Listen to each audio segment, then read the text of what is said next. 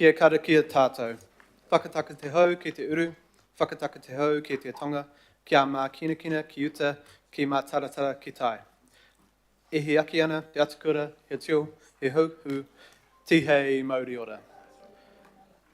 Welcome everybody to the Avondale community meeting.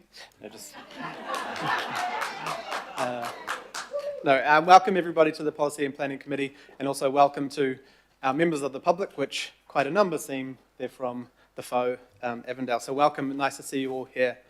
Right, we've got a few apologies. Got lateness, Mayor Wayne Brown and Councillor Darby. The Mayor's on council business and Councillor Darby will be here soon. We've got early departure from the Mayor, Councillor Darby, Councillor Stewart, Councillor Williamson and Councillor Fletcher. Are there any more apologies? No? Could I please have a... let's just say you'll be fine. I'll have a mover. Councillor Dalton, Deputy Chair. Councillor Baker, second. All those in favour? Cool. We've got attendance by electronic link. I'd like to have a mover to accept Councillor Stewart, Councillor Williamson, Councillor Sayers, and Deputy Mayor Simpson. Is that all? Councillor Filippina, sorry. I'm not reading from the right thing. Sorry, Alf. He's not there, so he can't hear me anyway. Councillor Fully, second. Yeah. Councillor Ferry. All those in favour? Any opposed? No? Just wait for a second. Well, they can't be here until we accept them. Yeah. So we have to be nice when they arrive. Cool. Well, do I have to wait to be called declarations?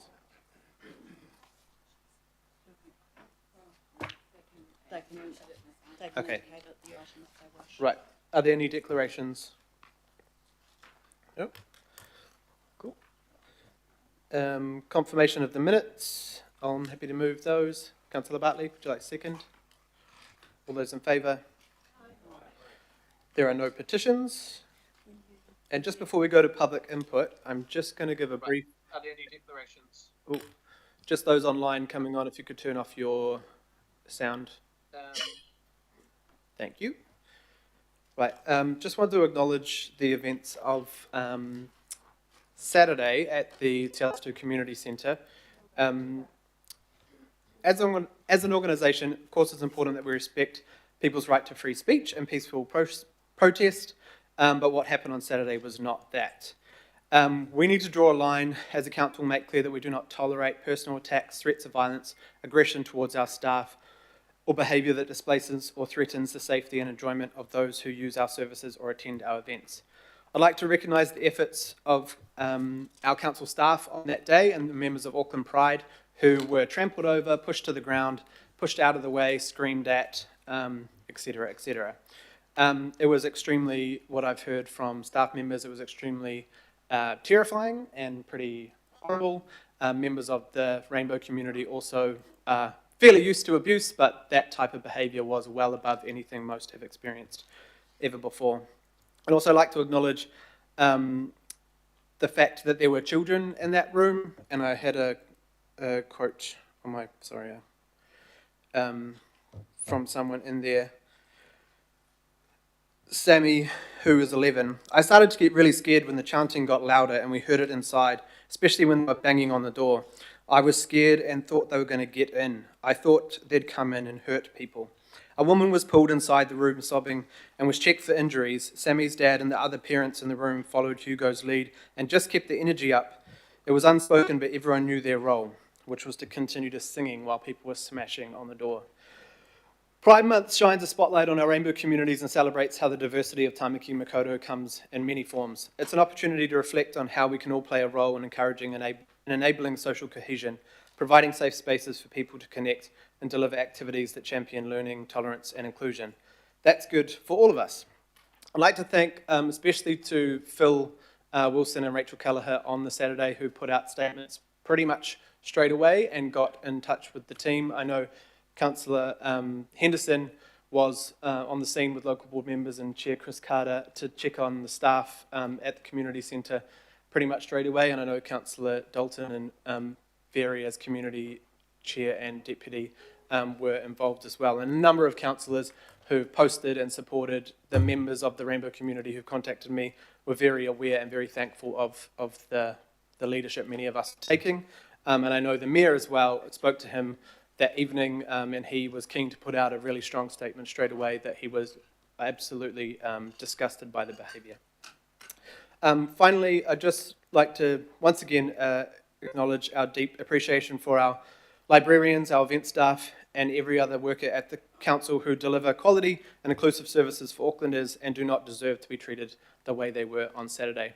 And thank you to the police and the security who are continuing to keep our Pride events safe over the weekend and at Big Day Out, which thankfully went out without a hitch. But that's kind of where I want to go, but it just, I think it was important to acknowledge that our staff and Rainbow community and others were put in harm's way and that we need to stand up to that behaviour.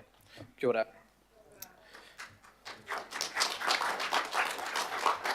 Right. And unfortunately, I have to nip out to the side room, and I've told Jacqueline already that myself and the Mayor have a meeting with a minister, not a government minister, sorry, and for side room, no, a government minister, so I just have to take that call, unfortunately, so I may miss I Love Avondale, but I've said to Jacqueline that myself and the Mayor will definitely watch the video back afterwards, and I acknowledge your presence, and Deputy Chair Angela Dalton will come and take my spot, so sorry, and kia ora, and see you in a minute.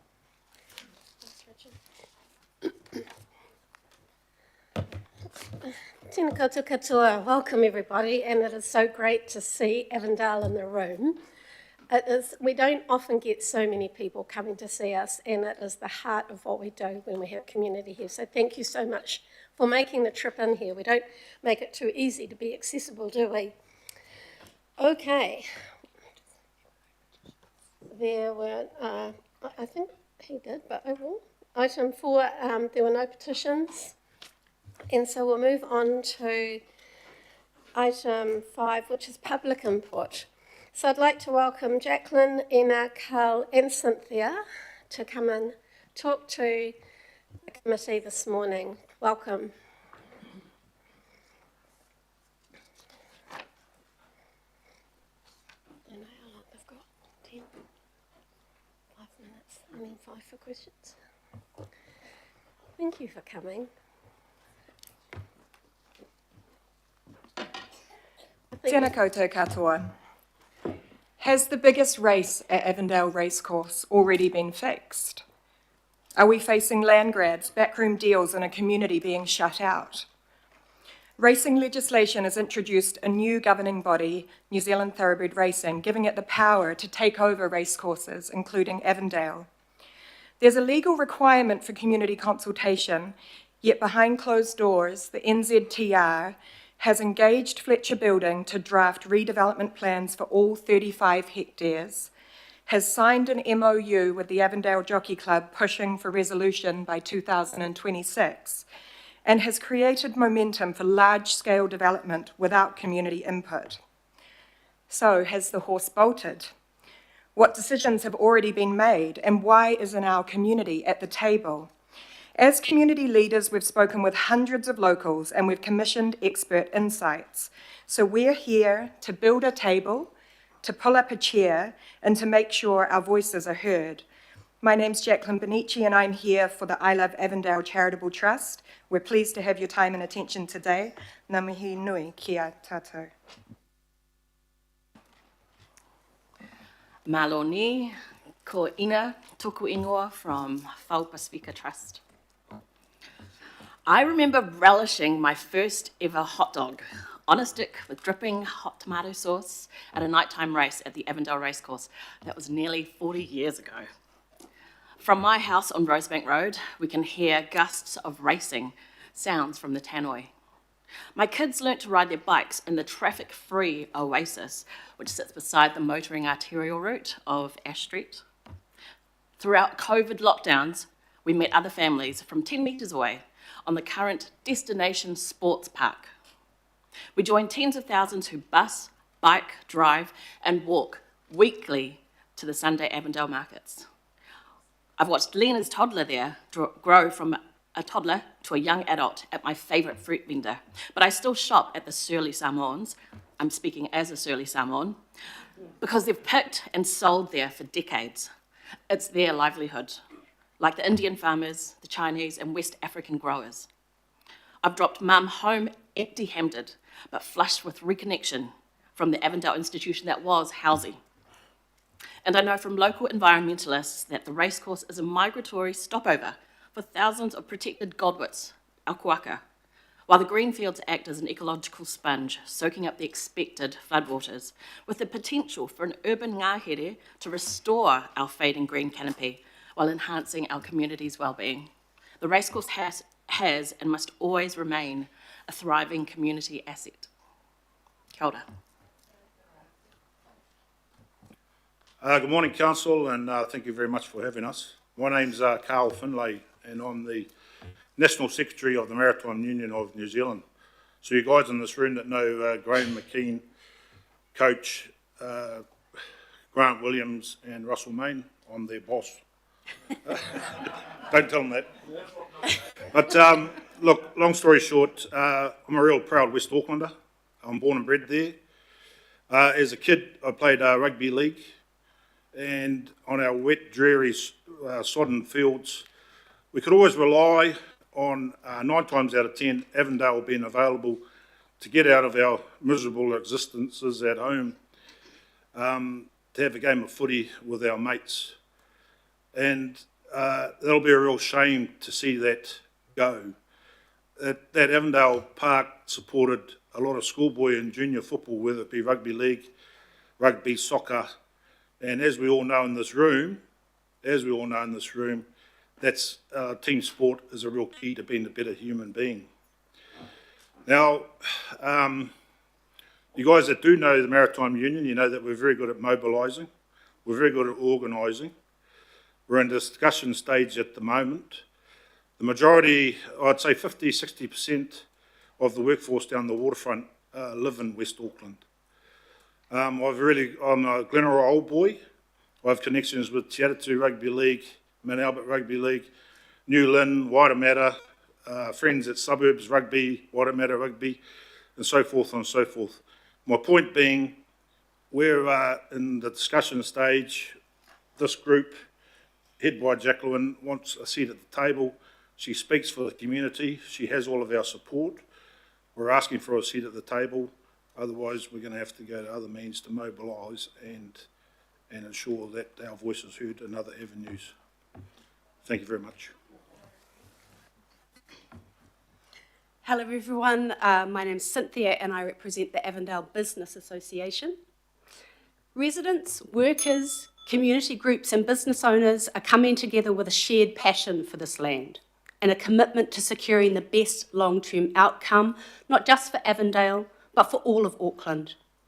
We appeal to you as the body tasked with setting the direction and the vision for the physical development of our city, and importantly, its community, social, cultural, environmental and climate change policy. Despite the Racing Industry Act 2020 requiring community consultation, there has been none.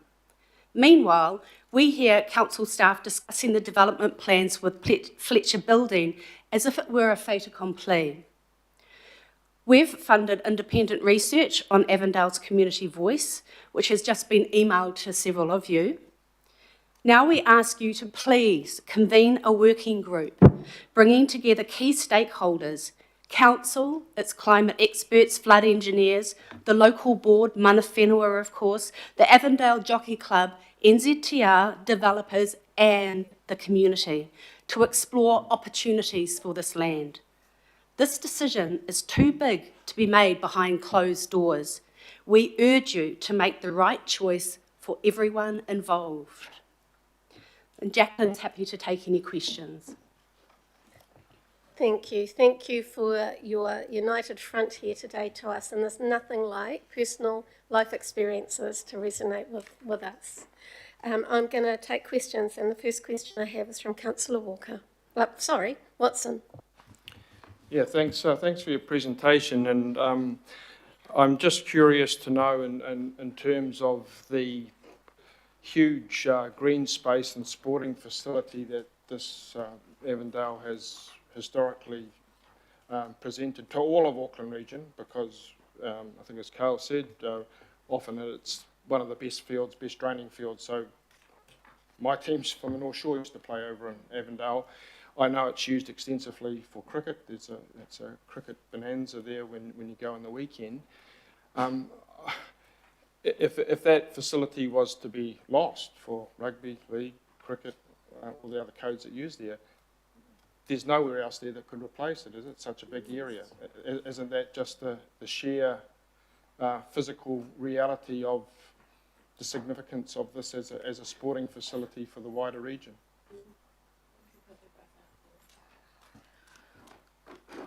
Absolutely, it's a loss to the local community, but to the region. So Auckland Council actually ran its own Avondale local parks assessment in 2022, and the Greenfield is part of those parks, even though it's privately owned. It is listed as one of the green spaces because actually council has been paying $1 million over the last over 3 years, every 3 years, to use and hold the space as a community grounds. So that's why it has such access to the community, and it's the only destination sports park in Avondale in the west in the region, and so it's actually currently in community ownership, and would be a loss. There's nowhere else to go for that kind of field. So there are 33 hectares. And we need at least half of that for it to remain as a sports park. Not just a sports field, but a destination sports park. That's why Oceania tournaments come. That's why we have people from all over the region coming to Avondale. Thank you. So in terms of the surrounding sports clubs from Suburbs New Lynn, cricket, Suburbs rugby, there would be flow-on effects for each and every one club then in that whole wider area if they were to lose that for sport. Yep, absolutely. And we've had Auckland Suburbs, we've had League, and they've all been part of our community meetings. We've had a number of public discussions, so they are concerned and they also want to be at the table. So we're here representing a number of hundreds of people that we've spoken to, and we'll bring their data around what the flow-on effect would be for them. Thank you. Great, thank you. Councillor Leone. Could I just add something, please? Yes, sure. I think it's of significance. As far as I understand, I only learnt this a little while ago. The reason why we used to be able to get a game on footy is because Avondale acts as a sponge and soaks in a lot of the water in the area, preventing a lot of flooding in the area. So that's something that really needs to be taken into consideration. Good point. Councillor Leone. Oh, kia ora, and thank you so much for coming in today. It's so great to see you all here, and I know that you've had huge concerns for a long time regarding this. I just wanted to ask around what you've highlighted as some of the alternative plans that you've described. I know that you've had some ideals of what those alternatives are. I'm guessing you might not have any of those slides here for the presentation today, and you've talked about them, but just in terms of your ideas around the future housing, are you saying that you're obviously wanting to maintain the green space, but do you have ideas around housing in the future as well?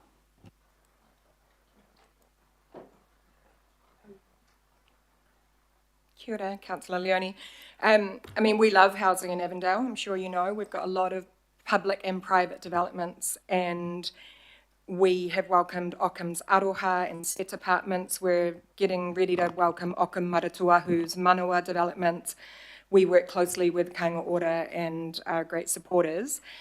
What we want to say at this, in this context is that urban planning is desperately needed for Avondale. We have no master plan for our suburb that looks at the connectivity, the existing infrastructure, public transport, community amenity, and climate resilience. We are not prepared to talk about the volume of housing that we would see as realistic for that piece of land, because we want to shine a light on the fact that the conversations are already happening about us without us. We know that Fletcher Building have commissioned a site plan. We know that the majority of that site plan is residential intensive housing. We don't think it's on us to say X amount of housing is realistic without having the geotechnical reports, the flooding impact reports, and frankly, without probably having some legal representation for our community. But we do want to make a clear statement that we are a place for intensive housing in Avondale where appropriate, and we do not feel that there is evidence at the moment that justifies any large-scale plan at the Racecourse Whenua at this time. I'll just add, over the years, so much consultation has happened with the Avondale community, and they've gone nowhere. We've been sitting with the Avondale Community Centre, which has had black mould and has been leaking since it was built in the 90s. So we've been underserved as a community with our council, with our public amenities, and what the greatest fear is that we lose this expansive green space without being talked with. And we have, over the years, personally, not through commissioning, but through public commissioning, we've brought the community to ask how we would like to see Avondale developed, and undoubtedly everyone wants to keep the green space. There's support for housing intensification, we're all for it, but we want to be able to service the coming population, the population growth. How are we going to serve them if we lose our gathering spaces and our public spaces? Thank you. If it's okay for me to add, sorry, Councillor Leone referenced some slides that were part of one of our community hui. So I had a colleague in the audience share this document with all councillors just at the end of our speech, and it's gone to all media contacts that we have. So the Avondale Business Association commissioned this piece of community voice research with input from urban designers and architects. So you all have that in your inboxes now, and that contains the development scenarios, including an OIA site plan that we have on Kāinga Ora. We have done some extensive lagoimas to try and get a look at the Fletcher Building site plan, but that hasn't been forthcoming. But we do have a couple of scenarios that we put in front of our community, and now they're in front of you. Thank you, Jacqueline. Councillor Ferry. Oh, sorry, Leonie. Just one last question, and thank you again for your leadership. Just coming back to having a reference group moving forward, have you got an idea of how many people that you're looking at for that? Because I'm aware that we may have to look at a resolution for that at a future meeting, but just to get an idea of when you're wanting to look at setting that up and how many people.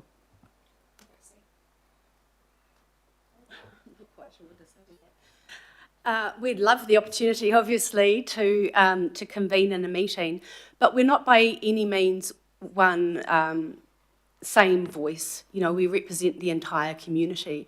And in the two public meetings that we've held, we've had a range of voices, in all fairness.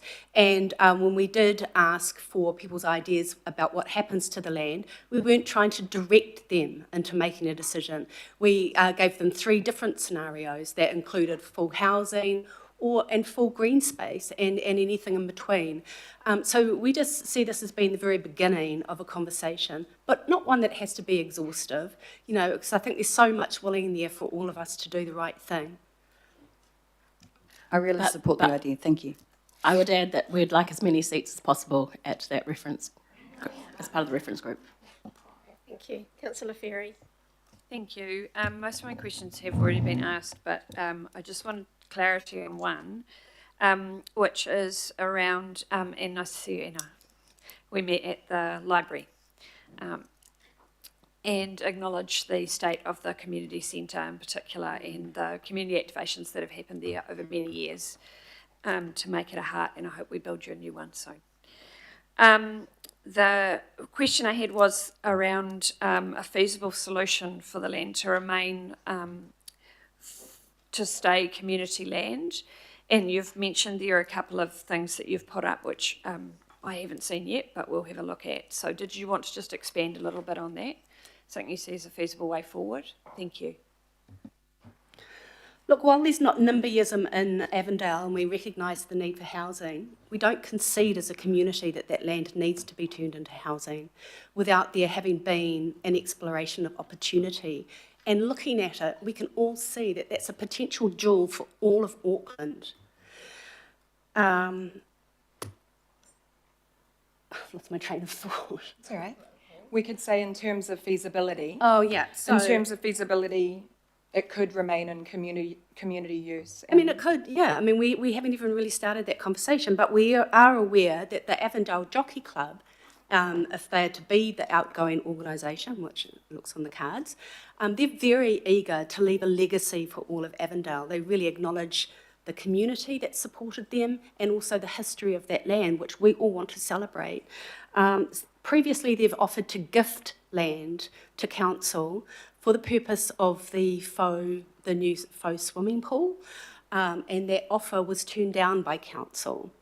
We're aware that their sentiment is that they want to leave a significant legacy to Avondale, and there's no reason for that not to be a significant parcel of land. Drawing your attention to the faux swimming pool budget of $102 million initially, that budget includes provision for purchase of land. Now, I know that that's been diminished a little bit because some of that pūtea was transferred towards propping up Te Hono, but I'm of the understanding that that money can also be returned at some later stage. So these are just two little things. Obviously, we don't have an exhaustive reply to that question, but there are opportunities there if we can all explore them together. Kia ora, thank you. Kia ora, thank you. Councillor Foley. Kia ora, thank you. First of all, I just want to commend you all for coming as a united community. It isn't every day in this space that we see a community as united as you are. Residents, Business Association, the union, even our local board, of course, here supporting this kaupapa. So I just want to commend you all on that. And I'm sitting here just thinking and trying to figure out, because it is quite a complex situation, right? How best we as council can support what your community wants us to do. And you've just mentioned now too that the Jockey Club was willing to gift some of that land. So I'm mindful that's a conversation that we as council probably need to explore and look at what we can do going forward. And I've just been looking at the Racing Industry Act as well, and it does talk in the Act about transfer of land, transfer of assets. I mean, once a racing club has folded or has decided not to carry on. So that does involve the minister somewhat. So my question is around that. What conversations, or have you reached out to the minister on this issue? And then also in terms of community consultation, has there been any contact at all? And have you had, you say you haven't had any consultation. Did you want to just explain that a little bit more as well? So we haven't yet reached out to any government ministers. We wanted to come to you as our local reps first. We would like to see central government represented at the working group that we hope Auckland Council will convene. Yes, it is complicated and there are mechanisms involved that we can't speak about at this audience, including the IHP and Plan Change 78. But in terms of the transference of assets, our community groups see that as theft by legislation, in which the Jockey Club would be forced to lose their land so that the land could potentially be rezoned, the so-called value inflated and sold at an unrealistic price, which would then lock Auckland Council and others out from being likely buyers. Auckland Council does have mechanisms to purchase, that's with you guys. We know that there is a piece of work out for public submission at the moment in terms of the different levers that Auckland Council has to retain important pieces of land for community. But, sorry, probably gone a little bit off track. We haven't yet engaged with central government, we would like your support to do so. Yes, we understand it's complicated, but what we do here is that so much is in conversation and in play already. And so also we're wanting to shine light on those conversations, try and clarify whether commitments have been made, and see what you can do to explore within your different levers to get a good outcome for all of Tamaki Makaurau. Kia ora, and have you had any consultation at all? Sorry, just in what sense? With our own community or with... Sorry, with the, well, because at the start... Oh, with the Jockey Club? Yes. Yeah. Oh, yeah, we have varying relationships with Jockey Club members, but not yet, because the Thoroughbred Racing requested an MOU with the Jockey Club. There's some restriction, we understand, on what they can engage with the community on. There's potentially some muzzling of the local Jockey Club, because the governing body is fairly powerful, and we're also concerned about the Jockey Club losing their voice in negotiation. Kia ora, thank you.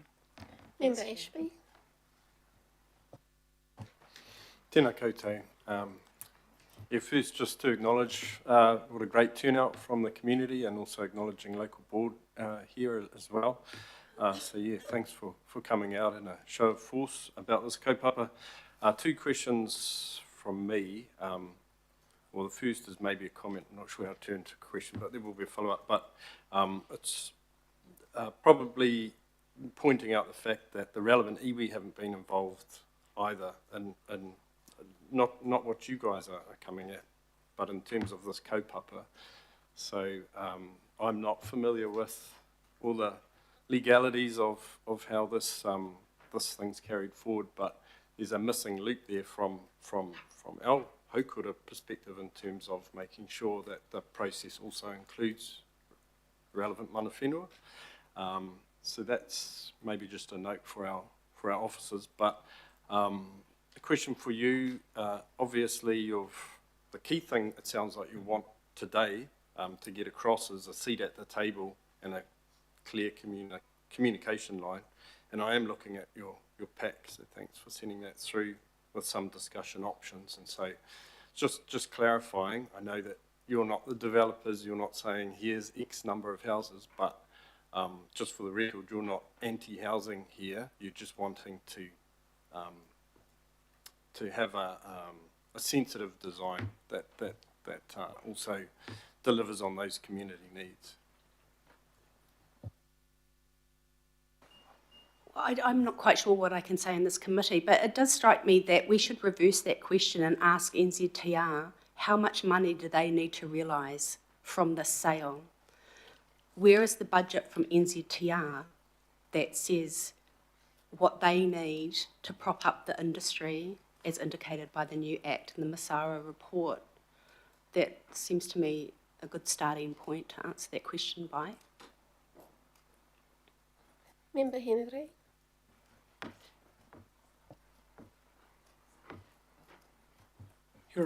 Sorry, can I add to that then? Oh, sorry. Oh, no. Well, I just wanted to say it is complicated, and our ask is a seat at the table. We don't know if there's what tables there are out there. We are somewhat distanced from all the decision making around here, but we're asking you as the governing body if there are already. This is a question. If there are already departments or teams that are looking at the Avondale Racecourse or future developments in West Auckland from a regional perspective, from a green space perspective, urban planning perspective, that's the kind of table we'd also like to be at, where you control those levers and then we are able to work together. So you as our elected representatives are working alongside some pretty expert, very knowledgeable local residents who have our vested interests, but also the interests of Auckland as a whole. So thank you. Perhaps just before Member Henry asks his question, if I could just manage some expectations around, you have a commitment from Councillor Hills and I to progress what you are asking of the committee today, and we won't know where that lands, and we can't make a resolution to it today, but you have our commitment. We have heard you, and we'll keep listening. So, kia ora. Kia ora. Not many people know this, but I was the Minister of Racing for a very brief time. And my former boss is now the Minister of Racing. And I have to, I think you've got to put it into to some perspective about who the boss is at the moment. Am I right in saying that the owners of the land are the Auckland Jockey Club? Avondale Jockey Club? Okay. Then I have sort of like two questions and a comment, if I may. One is, and I've been going most weekends to Avondale to get my kai, not stuff that I personally cook, but somebody else is doing the cooking and I do the eating.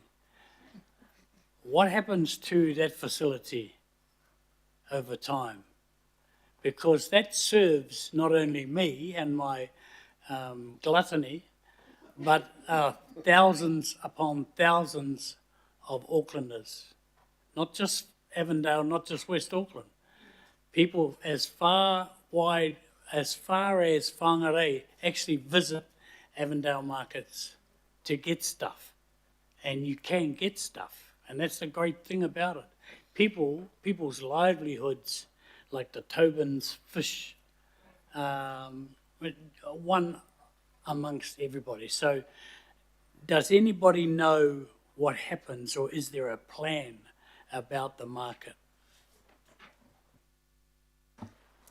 No, there's no plan for the market. And as you say, it's such a vital market for all of Auckland. And we have here Rob Kemp, who is the owner of that market, who's come today, represents 3 generations of family to run that market. And wonderfully, it's generations of stall owners that work there. So there's a bunch of workers as well as providing affordable food for I think 20,000, is it that many people that go to the market every Sunday? Multicultural food, of course, that you can't get in the general supermarket. So it's just really vital. It's such an important market for all of Auckland. So certainly nowhere else for it to be in Avondale. Coming from being born and bred in Otara, and about a 4-minute walk to the flea market. Actually, Otara's better, but no. Oh, come and live in West Auckland or South Auckland. So what you want us to do, or us to take account of, is your request that council take the lead in establishing some sort of working group. I think I know the answer, but my concern is the argument that's going to come from them and from my old boss and his acolytes down in the Big Smoke is that it's private property, and you don't have a say, just like none of you have a say on what I do in my backyard. Sort of. See, you get where I'm going? Well, we're absolutely aware of the bear myth that we're up against in this land grab situation. Oh my Lord, I've lost my train of thought again. There you go. Have that effect on people? Yeah, I mean, yes, we want the working group convened by council, please. And we want, as a starting point, to really get on the table what we have, and that's as Tamaki Makaurau, and what we could lose. Just to tautoko Edward's point around mana whenua being absent, we think, so far from the Fletcher building conversations. We don't know what your ex-boss is going to say or think. Yeah, we can presume. But none of this is impossible. You know, none of this is actually out of our reach. This could be an incredible case study for what is possible for a regional hub to be developed when community holds hands with business and developers and market owners and sports codes, and with a mind to climate resilience. And, you know, this could be an incredible opportunity. And I think that we're holding fast to that.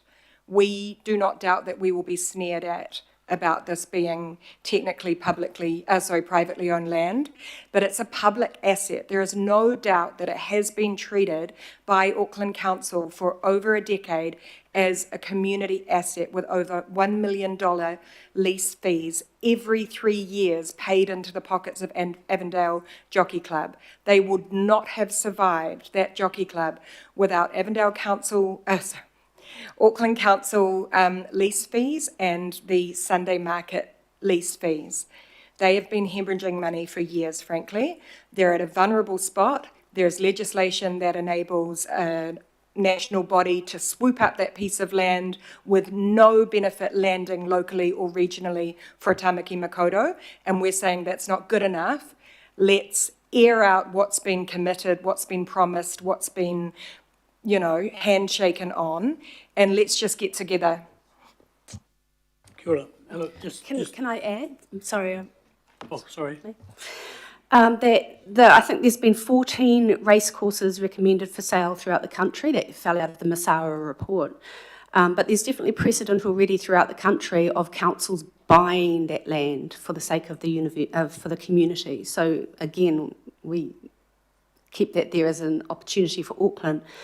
But the legislation comes from the Masawa report that very clearly stated that the community should be engaged to discuss what happens with that surplus asset. And that wording was also brought into the Act. There's many circumstances which we've put in our report of the legislation stating that the community must be consulted, and that's all we're asking for today. Kia ora. Now I lost my train of thought. Can I suggest a couple of things? And I've heard what you want council to do as a next move. But can I suggest that somebody contacts my old boss and sits them down and tells them in no uncertain, but be kind, no uncertain terms of what the deal is from your point of view. Do you know what the valuation of, if I was to front up today and say, I'll buy their land, what's it worth? We've heard numbers from 200 to 400 million. Thank you. Yeah, thank you for that thought, and I'll take that on board. The Maritime Union have a relationship with your former boss, and if it's okay with this committee and under your direction, we will go and have a quiet chat with the... Kira, thank you. We have 3 more questions. Councillor Turner.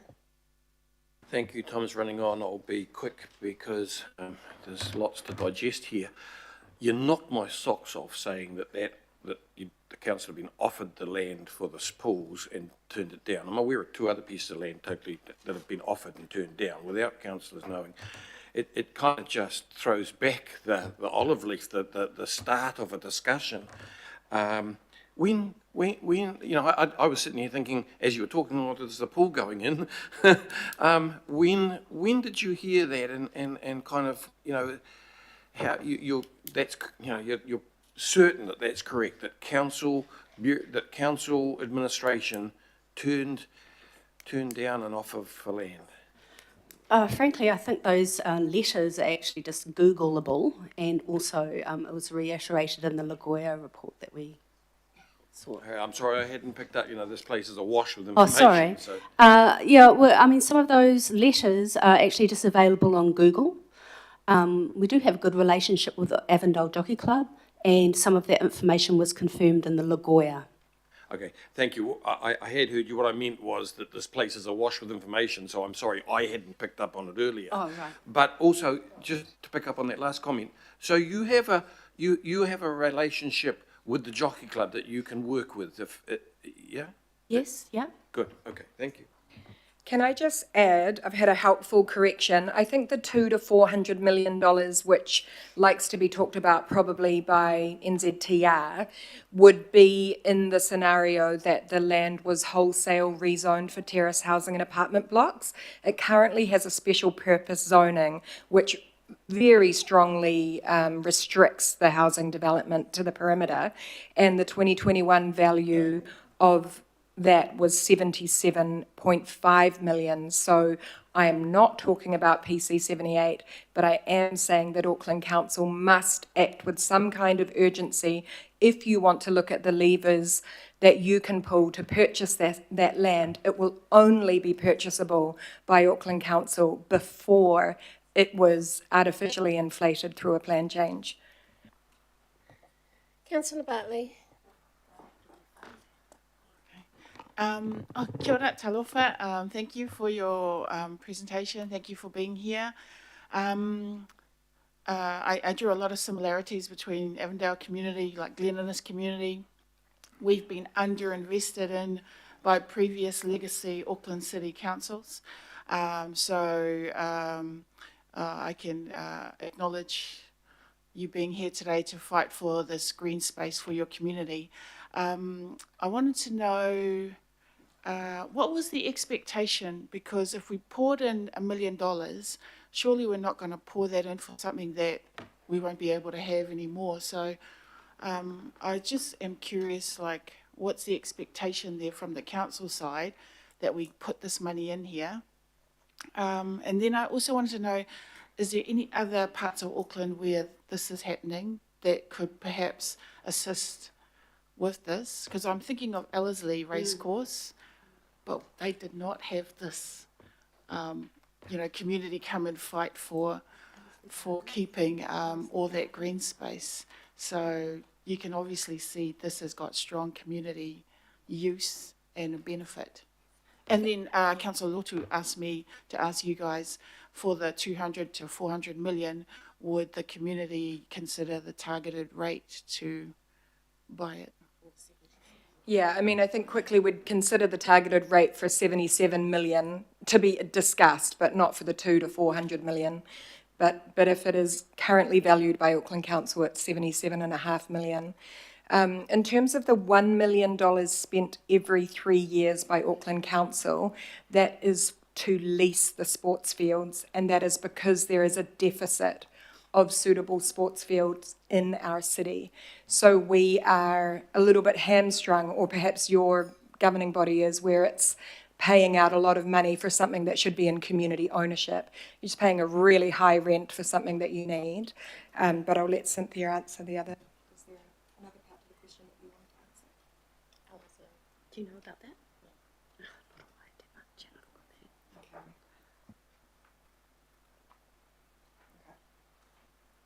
Good. Okay, thank you.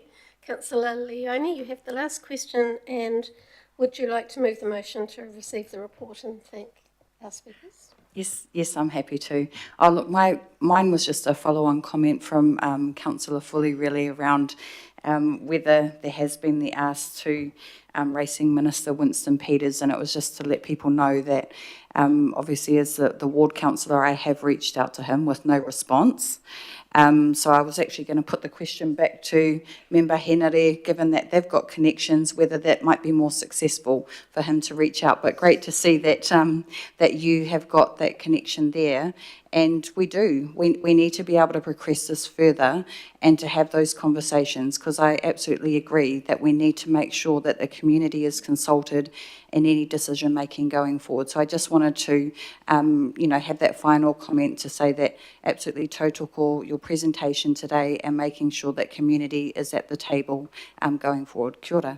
Kia ora. Can I just add that it's been since 1952 that Auckland City or, legacy councils have leased sports fields at Avondale Racecourse. 1952 is the number that I've just been given, the year. Great, thank you. Jacqueline, Ina, Carl and Cynthia, thank you so much. You have raised more questions than we had before. So we've got a lot of talking to do. Thank you to the Avondale community also for coming in today. Councillor and Hills and I will be discussing with officers what the next steps might be so we can inform the rest of our policy and planning committee on next steps. So thank you very much. I will second the thanks for you to come in, and we'll be in touch. Thank you very much.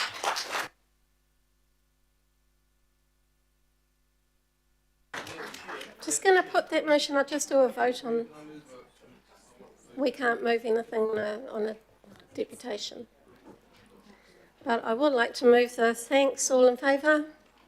Against? It's carried. Thank you.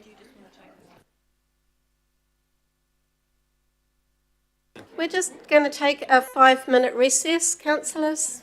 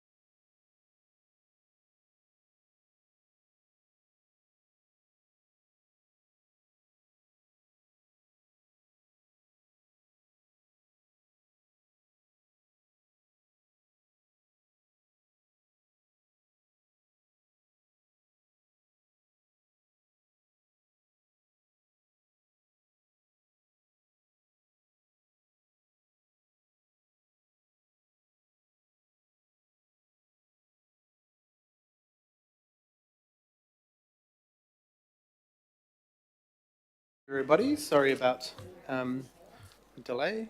We've got no audience left now. We'll move on to the Aquatic Network Review, the key findings. We've got Rachel and Carol coming up.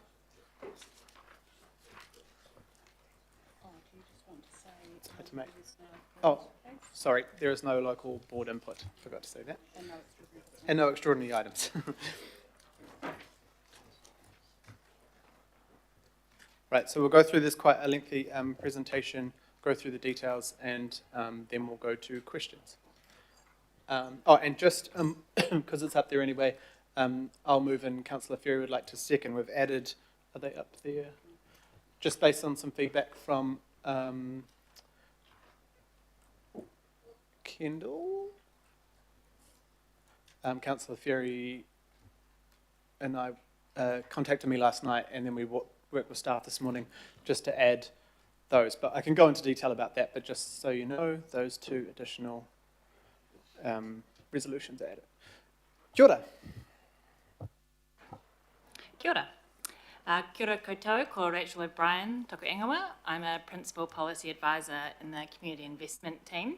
I'm joined today by Carol Conler, our Senior Policy Manager in Community Investment, and Garth Dawson, Head of Service Partner Delivery, Pools and Leisure. This work is part of a broader suite of improvements being undertaken to better align our community policy and investment advice to Council's strategic and operational environment. By better responding to the key directions from the long-term plan, we can provide higher quality advice to inform governing body and local board decision-making. We brought you a refreshed and consolidated open space sport and recreation strategy in December last year. That's now out for public consultation, and we'll be bringing it back to you for approval in the next few months. But we can also extend this approach to our policy and investment advice around other critical community facilities like our aquatic network.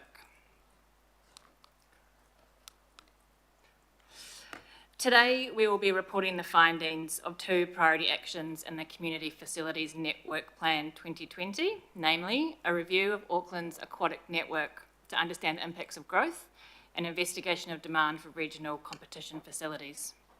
And we're seeking your approval to develop a program business case to investigate a multi-pronged approach to delivering aquatic services in the future. Detailed findings of the review can be found in Attachment A, and a proposed program business case scope is included at Attachment B. We'll take these as read and just have a short presentation to run through this morning, and then we'll be available for questions.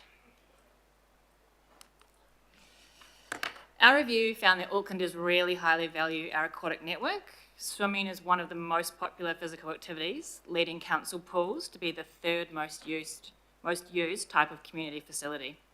Aucklanders are also really happy with their experience at council pools, giving them a 95% customer satisfaction rating. This is reflected in our visitor numbers as well, with 32% of households visiting a council pool in the last month. Furthermore, when we asked Aucklanders, 43% said they wanted better access to pools. Council provision is crucial to Aucklanders having access to aquatic services, whether that's for leisure, recreation, or the chance to build critical water safety skills, particularly given our coastal environment and Auckland's persistently high drowning rates.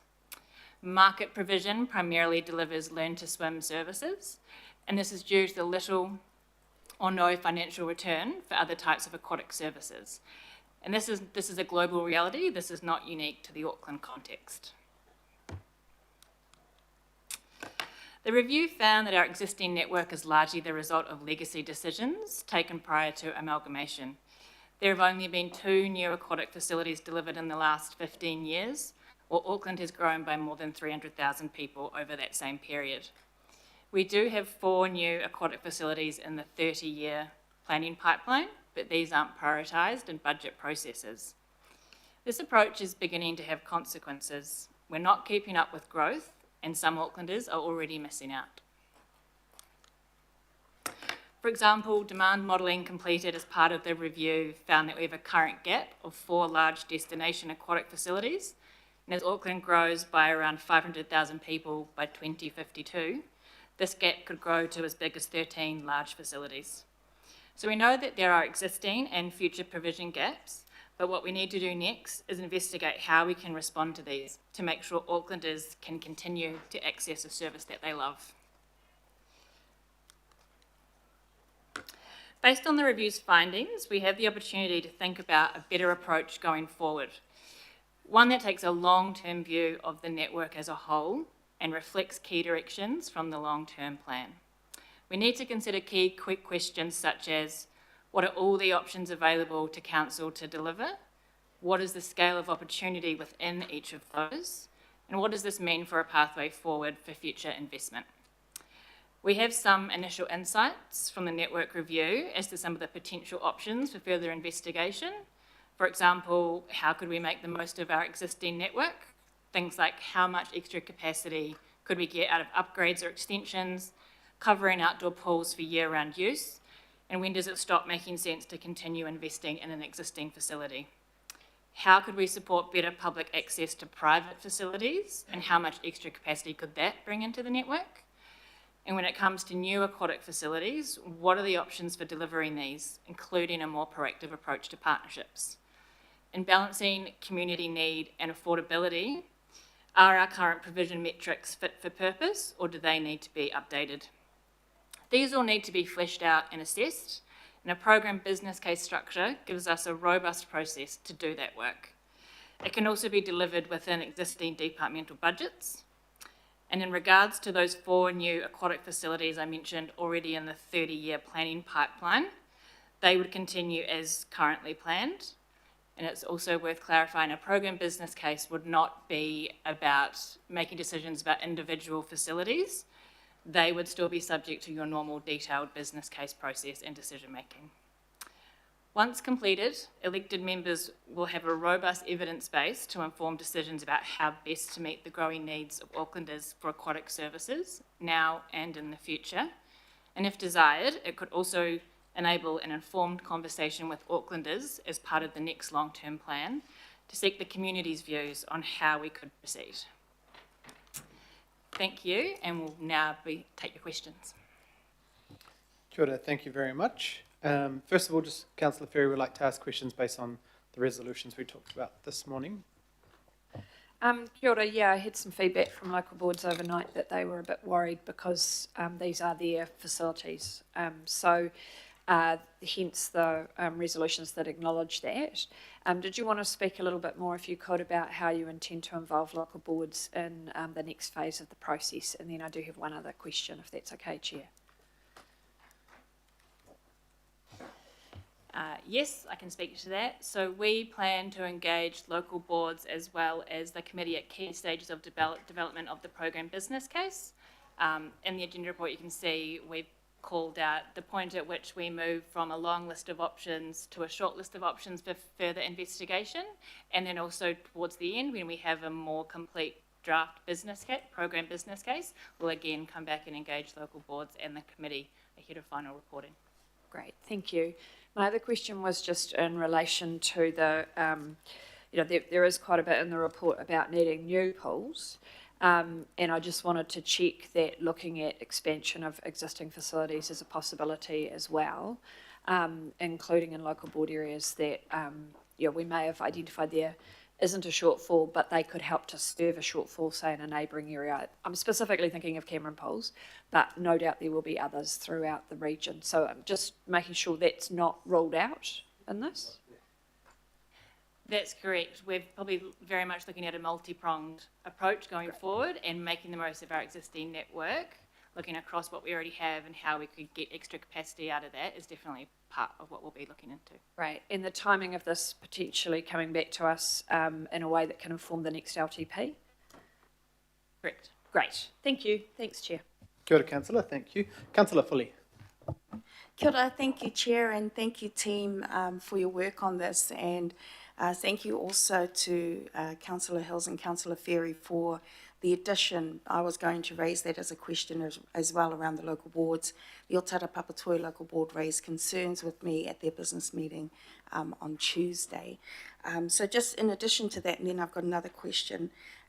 They asked specifically about whether you've considered the equity issues, whether any new pools will be fully funded, because I think the advice they got, or they got from their officers, is that the new pools would be fully funded by the governing body, and the local boards are concerned if that might create some inequity, because currently the local boards have to find funding within the fairer funding model to service their existing pools from their ABS funding, for example. If you could comment on that. And then my second question is around whether you've considered, looked at some of the master plans that exist. So, for example, there is a master plan for the Manukau Sports Bowl, and that includes a swimming pool, an Olympic swimming pool, because they considered that there is no Olympic swimming pool for that area of high deprivation, not one that's close by. All the pools fall short of that Olympic standard. And I think the closest one maybe is either in the city or further out than that. So whether you've considered the work that Ike Panuku's done in those transformed spaces. Kia ora. Thank you for the question. I can answer the first one and then I might get Carol to answer the second one. We did do a briefing to local board members recently, and just a point of clarification, when we talked about funding of new pools, we had talked about historically to date we have only added 2 to the network since amalgamation, and that those were funded through a governing body decision. In terms of moving forward in new pools and how they would be funded, I think we're in a new era of governance with local boards and governing body, and future decisions about how new pools might be funded, I think would be something to be answered going forward.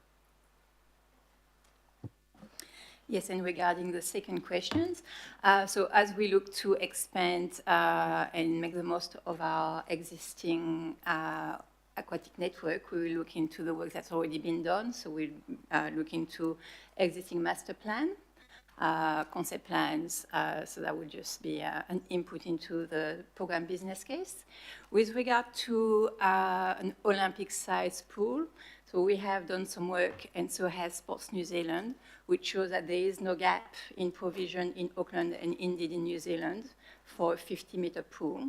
So when we look at the network's development going forward, we're not proposing to look at 50-meter pools, but more destination-type facilities. So 25-meter pool for lane swimming and some leisure water. All right. Kia ora. Thank you. Thanks, Chair. Thank you, Councillor. Member Ashby. Kia ora, thank you. In your report, you talk about four areas and that are currently in the 30-year program, which is a long horizon, of course, for some of these communities that have been waiting. And so West Auckland is, in general, just there's not really anything there. And then obviously the other parts were in areas of the south.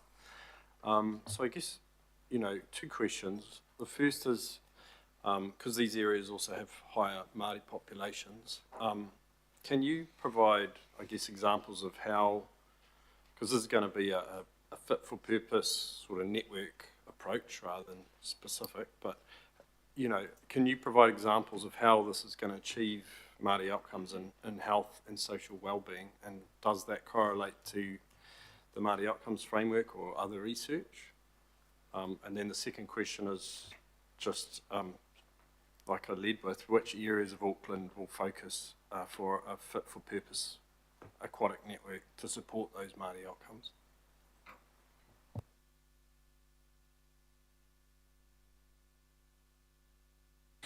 Yes, so thanks for the question. So in terms of Māori outcomes, so we know that Māori population are keen swimmers, so they have a high participation rate in aquatics. So better delivering capacity across Auckland will obviously benefit them. So, and we know that obviously physical activities deliver not only social benefits in terms of social connection, but also health, mental and physical health benefits. So that's the contribution to the Māori outcome framework. Does that answer your question? Sort of. The second question, I guess, was geography of how that's applied across the region?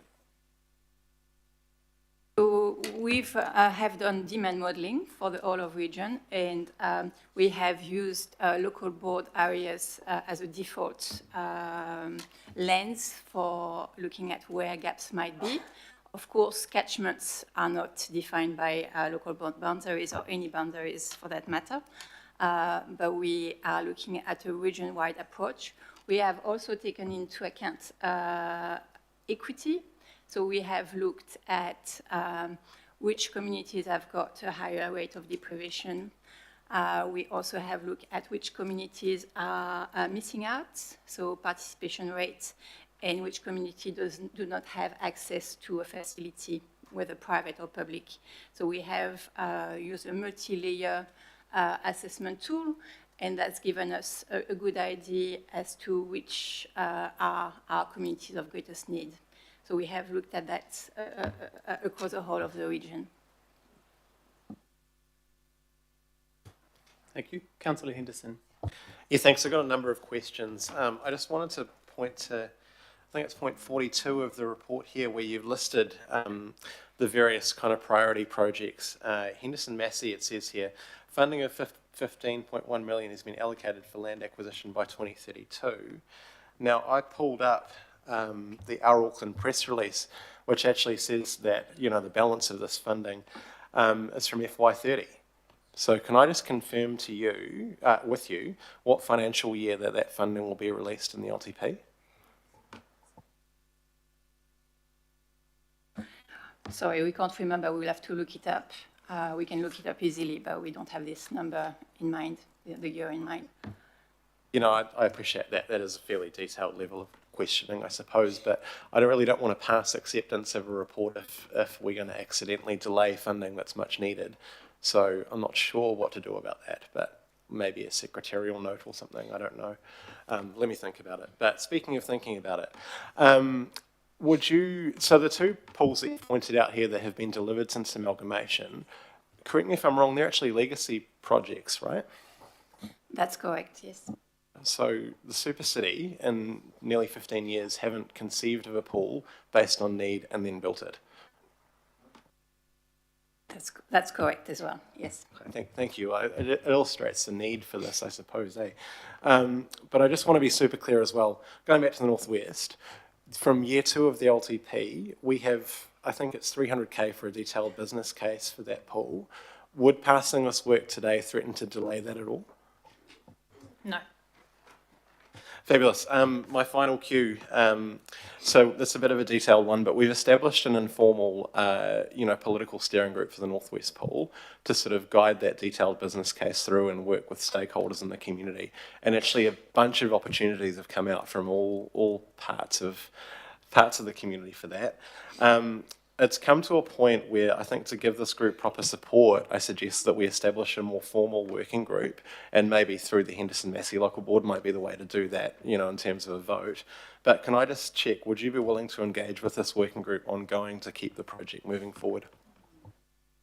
I can pass on the request to the team who's leading on the detailed business case. My team is not doing detailed business cases, but I can pass it on to that team, Angela Clark's team. Thank you, I'd really appreciate that. And just finally, I also appreciate sort of advice that I sought around that pool as soon as I can. That'd be great, because I've got people asking me, so I want to see what we can talk about. Cool. Thank you so much. Thank you, Chair. Thank you. And Councillor Henderson, I just asked Megan, I don't know if we need to provide any additional Chair's rec on ensuring that moving this forward doesn't contradict any previous decisions we've made on, especially on those LTP funded. Yeah, so I don't know want to accidentally delay funding by 2 years. I would hate for that you to feel that way. I know that's not the intent, but we're just, if we'll work on some words in this. I appreciate that, Chair. Thank you. Thank you. Mayor Brown. Thank you. I've got a few questions, and it's based on a couple of things. First of all, these are incredibly expensive things, and they're getting more expensive every time. They get more flasher every time, and so the scope goes up every time. And if the scope goes up, the costs go up. So I want to know that if you're going to have evidence in the future, we're providing swimming pools, not entertainment and centres for Auckland. So, this is the background of where I get to the questions. Secondly, the government have stopped funding school pools, and that's not necessarily our problem. So I'm not hitting ratepayers to fill up for taxpayer holes. So I want to have that in the thinking there somewhere or other. The other bit is the evidence from the floating pool, otherwise known as Brownie's pool, is that most users come from South Auckland and Kelston. They travel because it's free. So that the ideal of localism has been disproved. So I want to know, first of all, what is the general difference between summer and winter figures? And secondly, exactly where did the $30,000 to $50,000 person come from? On that last point, you're talking about the provision metrics that we've adopted, the 30 to 50. Somewhere other that you're supposed to have one between every 35 to 50,000 people. So is that based on what? International stuff of cities that don't have beaches? Or what is it? So I'll answer that last question and then get Garth to speak about usage of our current pools. So the 35 to 50,000 people per aquatic centre, local aquatic centre, is in the Community Facility Network Plan, which was developed in 2015. And that is based on benchmarking across a number of comparable cities. Whether they have beaches or not, I am not sure, but we normally benchmark against cities in the UK, Canada, and Australia. So that is... Well, it's very important, yes. Because this is not an inland city. This is a city where people go to the beaches in huge numbers, and you should know those numbers. And that's why I'm going to come to that. So comparing it with Des Moines or somewhere in the middle of America or Canada is completely pointless. So we're looking to update the metrics, and we're bringing a report to this committee in the next couple of months to get support for an improvement program, in which we will look at updating those benchmarks and metrics potentially. Okay, well, you've got an early warning to go and check your benchmarks. Okay, summer to winter, what's the usage? I can speak to that. The usage across the network is, as Rachel's pointed out, we have got a gap at the moment of around 4 pools, and that varies by season and by location. We are busy in the summer, but the summer is a 4 to 5 month period. In the winter, we are busy in different ways in different locations. So we're constrained by, we have a finite resource of pool space. So the peak times and the pressure points are sort of similar across the network. It's after work, on the weekends, that sort of thing. And some of our aquatic centres are just as busy on holidays and weekends as they are throughout the summer. And with respect to schools, the schools who are using our public facilities because they don't have school pools, we welcome that. It's mostly actually during our off-peak time, during school hours, so that doesn't create additional sort of strain on the network at this point. But some of our more popular facilities like Albany Stadium Pool, Westwave and so on and so forth, we do get usage constraints throughout the year, and between summer and winter, the winter is still it's the bulk of our visitations during the winter, but that's because it's a longer period of time. And Kauranga Plaza Harbour Pool's been fantastic. I really appreciate having that as part of the network, and it's been a great addition to our public space. And then on the final point about the cost of facilities, there are some opportunities to look at low cost and well-built facilities. There's evidence of that across New Zealand. That would come out in the detailed design process, and I'm very keen to make sure that we've got facilities that are both fit for purpose and value for Aucklanders. Okay, well, where I'm getting to that is, I mean, the cost range from the floating pool to the proposed one is a multiple of over 100 times more expensive, probably near 300 times more expensive. And so if it's to benefit for the summer peaks and everything, we could probably put 4 or 5 of those around the place that would reduce pressures elsewhere and change behaviours. We've got better public transport coming into the city and other places, but we've got lots of places around we could do those. So I want to really, really know that we're going to have this thing that's going to be based on information, which I think one of those says it was going to be based on information, real information. Then let's have some real information and look at a kind of a more thoughtful, balanced one. Just, it will take a lot to convince me that $75 million is a good investment for a swimming pool. It might be a lot easier for some of the other people around the table, but for me personally, that's a hell of a lot of money. It can go a long way for other things. And so if it was just so good, because I keep wondering, if it's such a good thing with such huge demand, why is nobody from the private sector going into it? And can we market our beaches better to take some of the some of the demand off at certain times? But I can tell you there's people running buses in from West Auckland and from South Auckland to use the free one.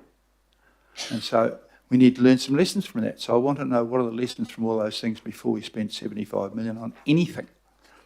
And so, and I mean, there are other areas that, and you said with the schools, it's good that they welcome that, but basically they are escaping any capital expenditure to use our capital expenditure.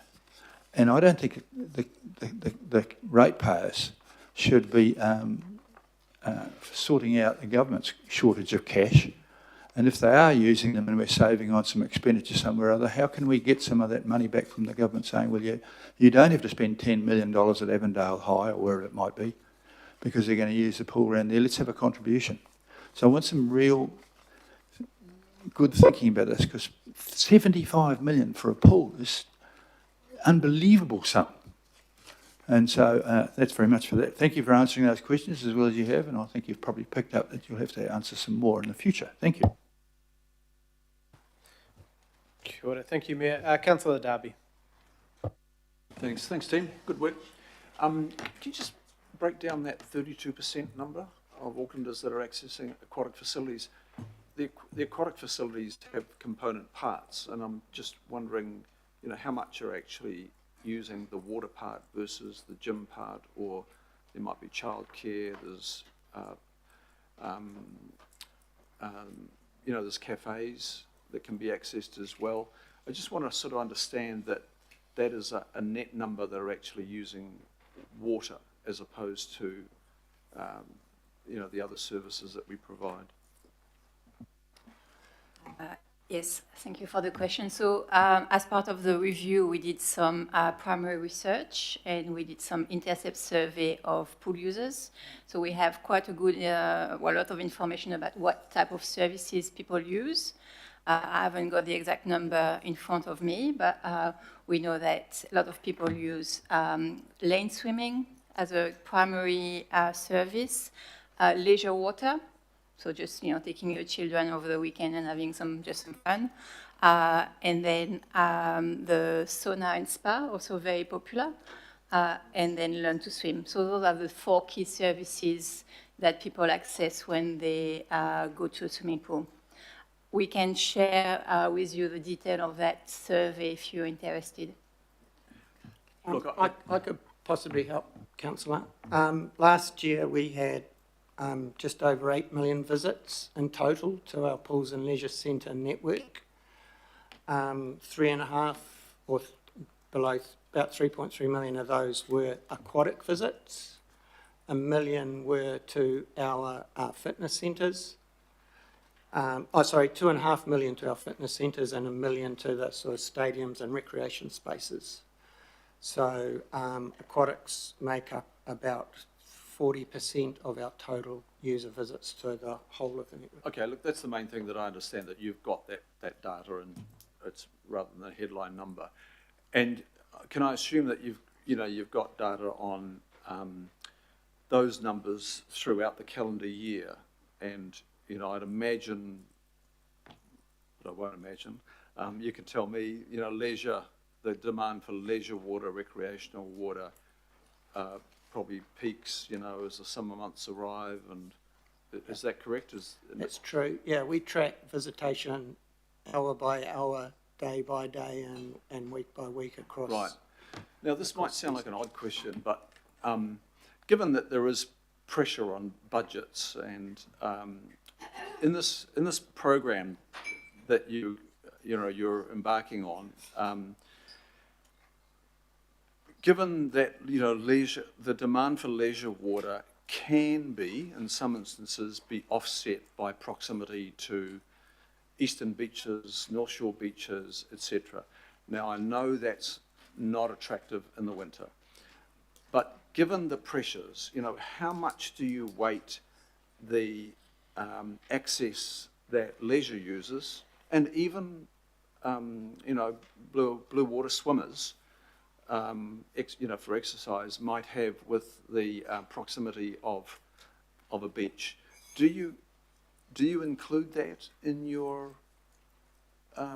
assessment?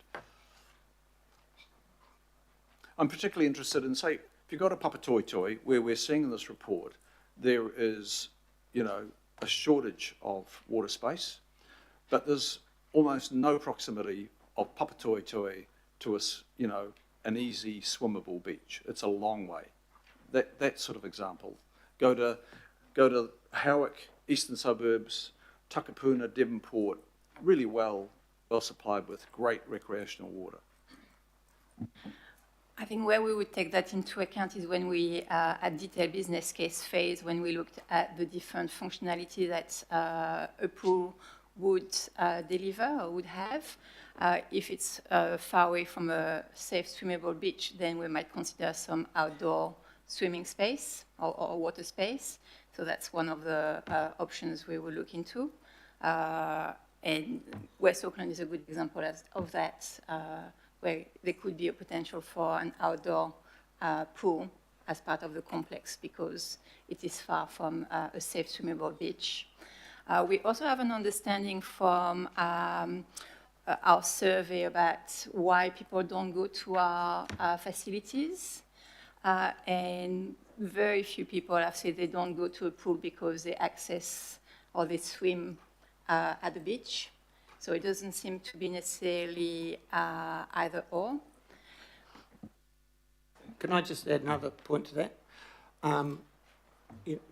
Auckland's population is growing and sort of the demographics are changing as well. There's a number of new Aucklanders that are moving in that don't feel confident at the beach as well, and also that don't like to spend the whole day out in the sun. So we're seeing a lot of people using indoor facilities during the summer because they're lifeguarded, they feel safe being being supervised by lifeguards, and because they're indoor undercover. So some combination.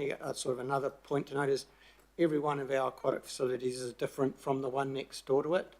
Some have lane pools, some have leisure water, some have big have more space for people to relax and sort of spend the day there, and others feels like something you should come to and spend no more than a couple of hours. So it's not quite a straightforward thing, but it would certainly be part of the consideration we'd have to sort of look through. Thank you, Councillor Turner. Just two questions, kind of backing up from what the Mayor was saying to a degree. First question, we were just told by the last meeting that Council turned down an offer of a gift of land in Avondale for pool facilities. Was your department, do you know that if they were consulted in that at all? No. Okay, thank you. Not aware of that. And the other thing, just knowing that, you have to take note of all sorts of plans and things. Going about the beaches and stuff, this shoreline adaptation plan where we've drawn lines saying we're not going to invest in infrastructure over certain years, does that come into your thoughts? Like I'm thinking about swimming at the beach, I can think of a bunch of infrastructure. Sure, we've got a new pool down the bottom of town, but on the Manukau Harbour, we've got a whole bunch of bits and pieces that people use at the beach to go swimming and enjoy the outdoors, which are totally neglected and fall inside this plan where, oh, well, we won't worry because they're going to be inundated. Do you have to consider that sort of stuff as part of the balance you make between, you know, the different water potentials to relax and recreate? I think we have a policy to locate new facilities away from coastline and making sure that they can endure any climate disruption. So that's the way we look into the shoreline adaptation plans. That's probably where they're most relevant to our work. So in a nutshell, that plan makes you consider further away from the coast, is it? Thank you. Thank you, Councillor. Councillor Mickley. Councillor Lee. Yeah, thank you, Mr. Chair, and thank you, officers. I'm quite happy with the report, but I just want to pick up on what I think is a discordant piece of ideological jargon in the report, if I might say so, and that is under 4A, Auckland Council has a role when there is market failure, where goods and services are needed to enable thriving communities are not readily provided by the market. That sounds, in terms of our role, our collective role, somewhat diffident, almost apologetic. Like, we're only here because the market's failed. No, that's not right. That's not right at all.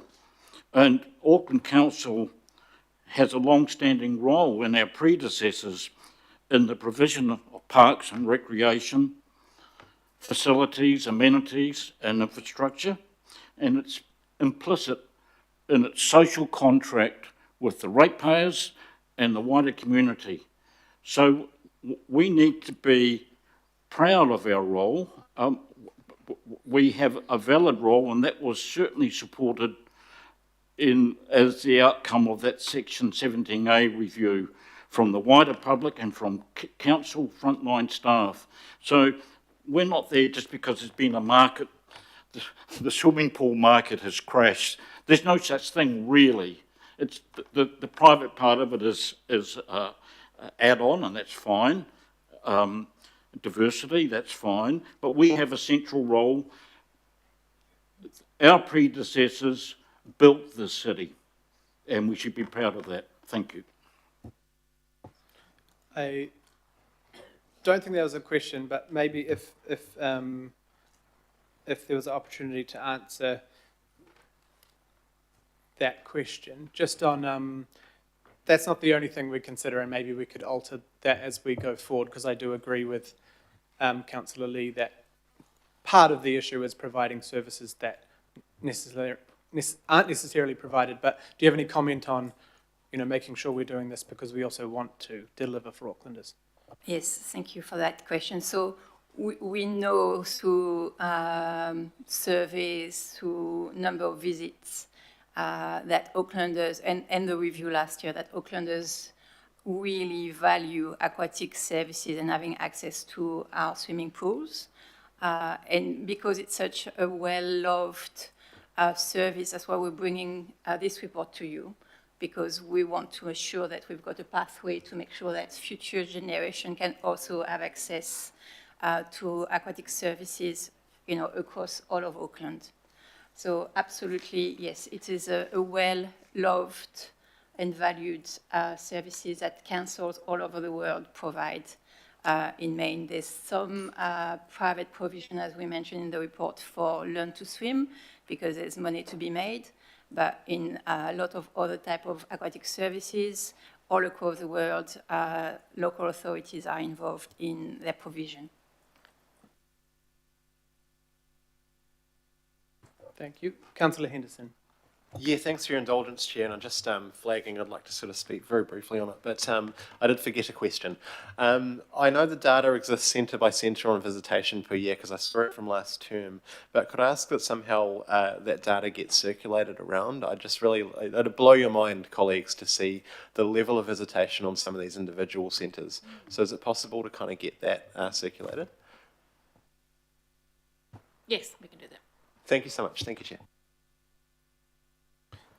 Thank you. Sorry, Councillor Leone. Yeah, just following on from some of the earlier comments from Councillor Henderson about a working group for his pool in Henderson Massey, I'm just wondering also if we could look at that for the Faux Aquatic Centre, because obviously there are huge concerns that the money keeps getting pushed out in every 10-year plan, and I think that it is going to have to take a significant formation of a group to try and continue pushing for this, because I mean, I'm looking at the fund there, 89 million. I've raised this in the revenue committee around the concerns I have that I'm hearing that other councils are getting quotes for pools a lot cheaper than what we are as Auckland Council. So, I mean, for example, I've heard in Hawke's Bay they've built a pool down there, aquatic centre for 60 million. We've been told it would be 100 million to do something of a similar nature here. They've built a pool up in the far north for a lot less money. So I've just got some real concerns around the culture of how, obviously, the decision making on the costs of pools and whether, you know, the private partnership model, if there's any progress on that, because I have real worries that that might not occur unless we do move towards some kind of private partnership model for the Faux. We're the only ward in the whole city that does not have a swimming pool. I know that there's other local board areas, I've been told from a councillor, that does not have a swimming pool, but in terms of wards, we're the only ward that doesn't. So we have to start thinking outside the square of how to actually achieve that. And then after that, I've got another question.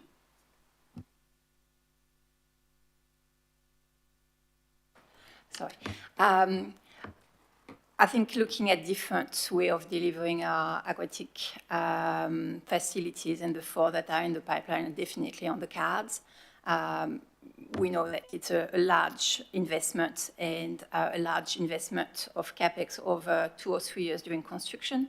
So having a partnership and potentially a lease would definitely, wouldn't make the facility cheaper, but it would smooth the expense over many decades, so which could be more palatable to this council. So definitely something we're thinking about as part of the program business case, different way of funding, different way of delivering for new facilities. And we can look at a working group as well to kind of push some of that forward. Through the chair, if I might take that. Look, I think we're just trying to balance, and we absolutely will want both local board and governing body involvement in all of this work. We're also just wanting to balance the number of working groups that we will have. We could potentially have one for every single individual facility, let alone the kind of broader program. So I prefer to try and work that out and be clear for you. There is an existing working group, and I'm struggling to remember the name, ladies. There's something There's a joint governance working group, which where the local boards and the governing bodies are together. Yes, thank you. So we would be keen to continue to use that forum as opposed to creating new ones, but keen for your thoughts on that. Thank you. Yeah, definitely the community have said to me that they would like to get involved, and they already have a lot of strong relationships with the local businesses who have said in the past that they'd, apparently there has been a fund put together. I'm not sure where that money is now, and I know I'm just taking note of our local board chair at the back. But there has been a community push in the past, and I'm just asking, and I know obviously we need to look at the future of how that works, but if they can be at the table with helping. Just the other question that I had on point 45 in terms of the school pool network, and acknowledging again our chair at the back end, knowing that the local board have put money into having the Avondale Intermediate pool open over the summer holidays because we don't have a pool. And just wanting to know, are there any plans in the future to actually look at how we could work with communities? Because I know that there is definitely a want and a need for community groups again to say that they would possibly look at providing or paying for the training of lifesavers to be there to man the pools at a very cheap cost. For example, I know New Windsor Primary School only charges $4 to be able to use that, but if we can be doing that on an interim measure, because obviously 2033 is quite far away.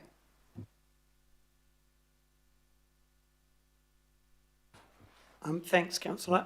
We're very keen to work with local, from a delivery perspective, operational delivery perspective, we're very keen to work with local schools and communities to increase opportunity until we can provide that ourselves. The Waterview Primary and Avondale Middle School over the last summer was pretty successful. It wasn't very easy to set up and manage, so we need to sort of sharpen up our processes to make that a little bit more straightforward each time. Managing just summer pools has always been is often a challenge from a sort of a optimisation perspective anyway. We welcome the opportunity to use facilities that are underused at other points of time or help to facilitate the use of them. There are a number of concerns and issues that we need to sort of navigate our way around. Sometimes school pools aren't near the access point for the school, and so there's access issues that we need to navigate with the school and so on and so forth. Who's responsible for paying for the plant and equipment, not just the lifeguards, and so on and so forth. So absolutely open to having conversations with any of the community groups that can provide that resource and that council can help to facilitate. And we are providing advice to the local boards around that for the new work program. Okay, no, that sounds good. It's just to say that there's definitely been positive feedback about people wanting to do lane swimming at Avondale Intermediate, for example, through the other winter months too, because it's a heated pool. Yeah. Thank you. We have Councillor Walker, Councillor Philippine and Councillor Fully, and then we should probably try and move on after that. Councillor Walker. Sorry, and Councillor Sayers, I didn't see you there, sorry. Councillor Walker. Sure. Got a couple of questions, and I'm just looking through the report that you've got, the aquatics report. I mean, are you envisaging and looking at options where we could have a partnership, say, with the YMCA that we already have an operational relationship with, but particularly with entities like the YMCA that actually have access to capital and run pools, not just in New Zealand, but also in Australia, for example. So that's just one question. And how does that influence your thinking? Yes, so when we, if we get approval today and we develop a program business case, we would be looking at a long list of options. And when we, if we're thinking about either new pools or accessing existing pools, those types of options would for sure be on the table and part of our investigation. I think the important part of the work that we would like to do is understanding the scope of that opportunity. So how much could we get out of things like that? How much can we get out of different partnerships? And how much of the answer does that represent? Because then we understand where else we might look to make up the rest of the capacity that we need to identify. Okay, and the other question I've got largely goes to costs, but it's around the nature of the pool. I mean, at one extreme, there's that pool, is it Brownie's pool or the like, that's down on the waterfront, this floating pool. I mean, that's a different model. Another model might be a pool that's located on a reserve that is the pool itself, but without having a very expensive building over the top, it might just have some shade material. What does that cost look like? What is the relative cost of heating water? Because with advancements in solar and the like, that's now much cheaper than it used to be. There are also significant changes in technology with how you treat water. That's becoming more economical. So what does a model of the pool look like where it doesn't have to have the expensive building? The water could be heated. It could be very economical to run and conceivably put in place fairly quickly. Have you considered that sort of model? Just worth pointing out that in the report we speak about low-performing assets, and those are assets which have high cost to serve and maybe low vegetation. And out of the 5 that we mentioned in the report, 4 are outdoor pools. And one of the reasons for that is that because they only operate part of the year. So outdoor pools, you know, they might just be cheaper to construct because obviously you don't have a building on top of it, but they're not necessarily very efficient to run. And maybe Gas, you want to add to that? Thanks, Councillor. Yes, there are advancements in pool plant operations and energy use, all those sorts of things, and I'm not responsible for those, pool development projects, but I would encourage my colleagues that are working on those to look at all those opportunities to be more efficient. We also have there's a program currently in place, which is our gas boiler phase out program, which is replacing all our gas boilers with heat pumps to save energy as well as emissions. And so those sorts of technologies will be part of any development that we look at going forward. Utilising repurposing some of our existing assets and trying to get more use out of them by perhaps covering parts of a pool. When you're in the water, you're in the water. If it's raining outside, it's probably not a big deal. But having a space where you can cover up and get warm when you get in and out of the pool might increase utilisation of some of our other outdoor pools where we can heat them for the winter.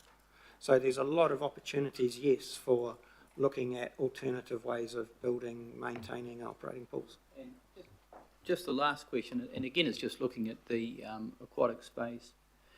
There's a lot happened in that area in recent years. I mean, we've got the Te Whero facility, which is around outdoor kayaking. There's a surf facility going up in Dairy Flat. There are a lot of opportunities in the recreational space that actually generate an income.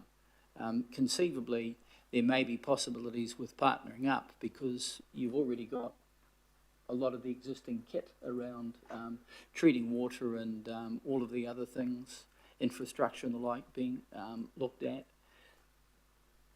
Are we aware of those things and do we have any engagement there? Operationally, yes, we have a relationship with the Te Whero, the team that runs Te Whero. I'm not involved in what's happening with the surf pool that's opening in the north. Thank you. Good questions, Councillor. Councillor Filipaina.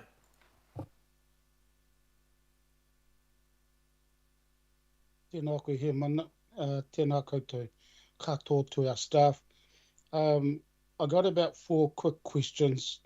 The first one is the Manukau ward the only ward that has free entry into their pools for everyone? I think you're correct, yes, it's paid to a targeted rate.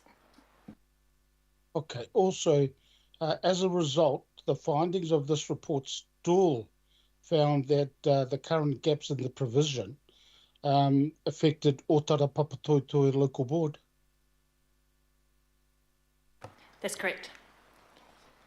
do we have statistics on how many people from outside of the Manukau ward, as in the community, because you know that they're all welcome. But do you know of how many statistics of others from other wards or local boards that go to the free pools in Manukau ward? Kia ora, councillor. We don't. We don't. We don't have that catchment data. It's very hard for us to sort of capture that information as people come in through the gates. Anyone can access the pools. Our anecdotal understanding is that the vast majority of our visitors are from the local ward, that people aren't coming, a significant amount of people aren't coming from outside the local board area to access the free adult swimming. Okay, so even... Oh, sorry. I just add a supplement to that. We've recently, through approval with all local boards that have aquatic facilities, reset the fees and charges so that we've created a more equitable long-term sort of a pricing structure that enables families to access aquatics in their own area without having to sort of look for cheaper spaces in other areas. Okay, and last one, Chair. I just wanted to sort of ask, as a result of all the findings that you reported in this agenda, can I confirm that it is so important that the staff end up developing an aquatic network program business case to investigate all the issues that you have found?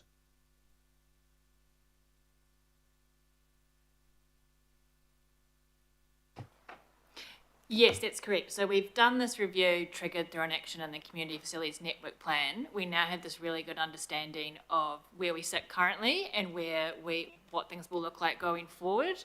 We think it's really important that we build on those findings and we can explore all the options, understand what each one looks like, what's the scale of opportunity for each one of those, and then what that might look like in terms of bringing those options together into a possible pathway forward over the next 30 years.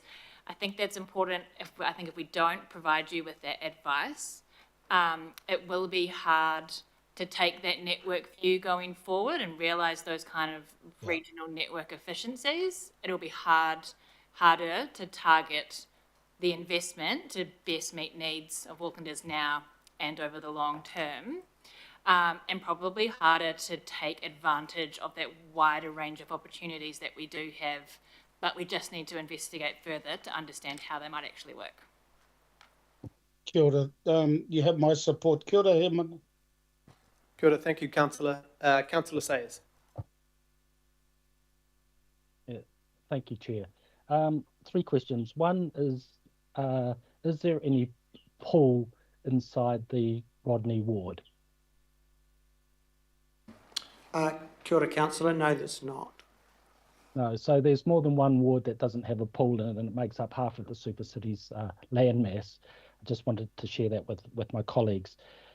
Secondly, trying to make an assumption around, the more you spend on a pool, does that mean it costs more to run the pool long term? Is there any rule of thumb about how much you spend on a pool costs X amount to maintain it in OPEX in the future years? Is there any kind of rule of thumb around that? Kia ora, councillor. Well, if we invest capital in a pool, then we have to then pay it off. So yeah, that increases our annual operating costs. But fundamentally, it's down to the size of the pool and the staffing that's required to operate the pool as a consequence of the size that we've determined fits the community need. The bigger the pool plant and so on and so forth, the more sort of material costs there are involved in running it. And the more pools there are, the more fitness spaces, recreation spaces and so on and so forth increases the staffing budget that we'd need. So it's more the number of services determines the operational cost. Thank you for that. Is there any way of you accessing and perhaps sharing with the committee what just the pool operations to run a swimming pool, the average of what that is? Despite, I'm not so worried about paying down the capex. My question is more around the OPEX, in which you've kind of reflected on staff costs and other services. I know you could have gyms and everything attached, but just in terms of running those pools, heating, etc., staffing, etc., maintenance, is there a way that you might get an average, be able to source an average cost of what that's costing us at the moment across our network? Kia ora, yes, we can do that. They vary. Because as I said, sure, just after an average. But yes, we can. This is my budget chair hat on, and how it might affect rates, right? Yep, so I'd just be interested in that. So thank you. Okay. And my last question through you, Chair, would be well, the fact there are no pools in Rodney. The northwest of Rodney is very keen to support the pool going in the Henderson ward, because they would travel to that.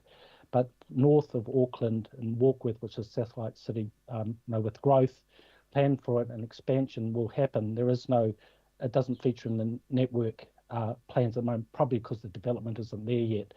So my question, I guess, what that community would ideally want is a simple learn to swim pool. They're worried about their children and disabled access for disabled people to get in and out of that a cheap kind of learn to swim pool. It doesn't have to be particularly big.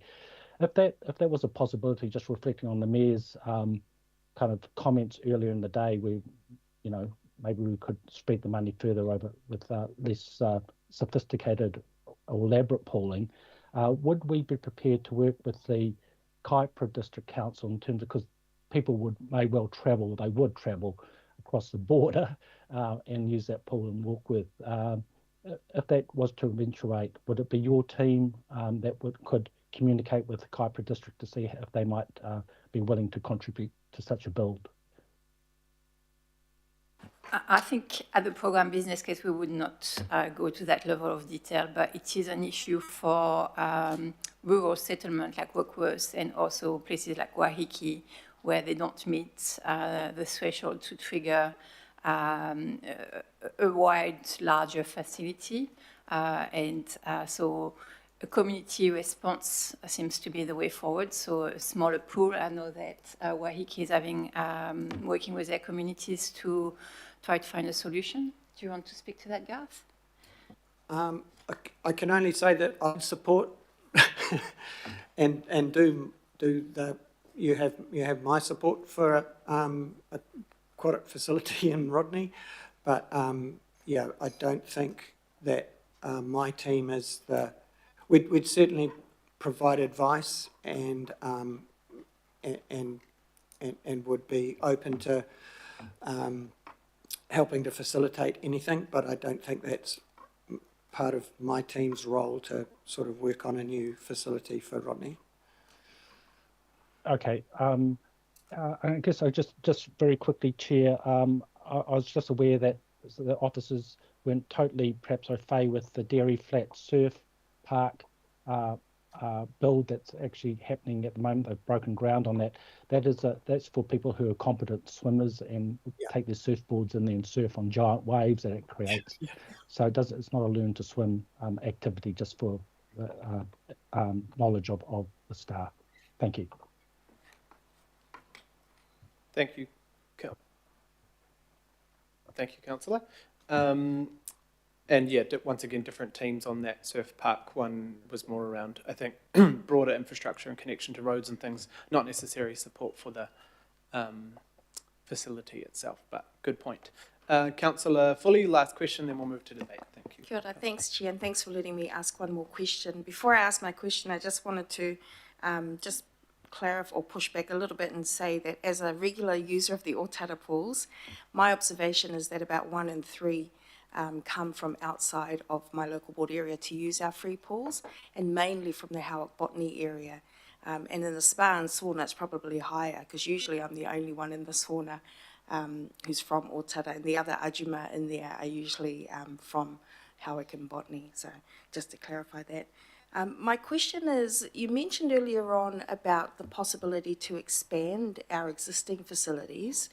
And I'm mindful that for a long time, our local board included expanding, like the Papatoe pool, for example, which is short by maybe 7 metres, some very small amount from being an Olympic pool. They call it a 50-metre pool, but actually it's short by like 7 metres.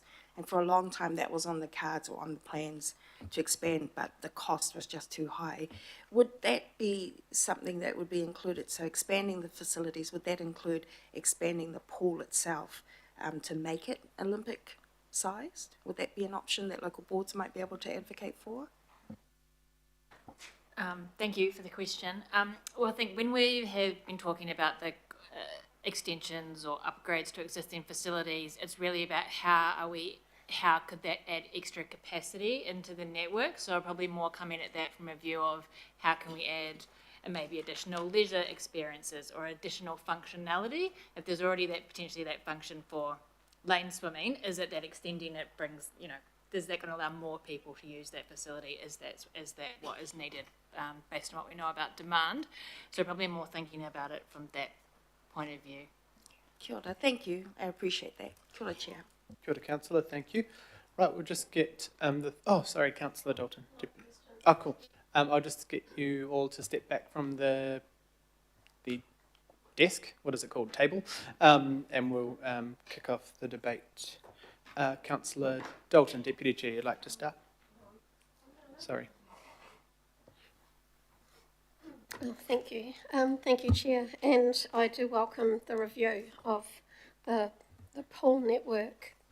I remember back in the mid-2010s decade when Len Brown was here, and we kept rates down. We needed a 4.5% rate increase to keep the lights on, but we went with a 2.5%. And for the next few years, all we could do was plan.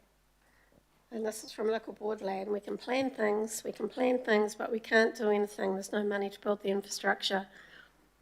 Part of the reason why we have so many gaps in our infrastructure now. And when we decision make for the time, for that point in time, and not for future generations, we're doing them a disservice. To keep kicking the infrastructure decisions down the road because we want to hold rates down, because it is the right thing politically to do, it is doing a disservice to future generations.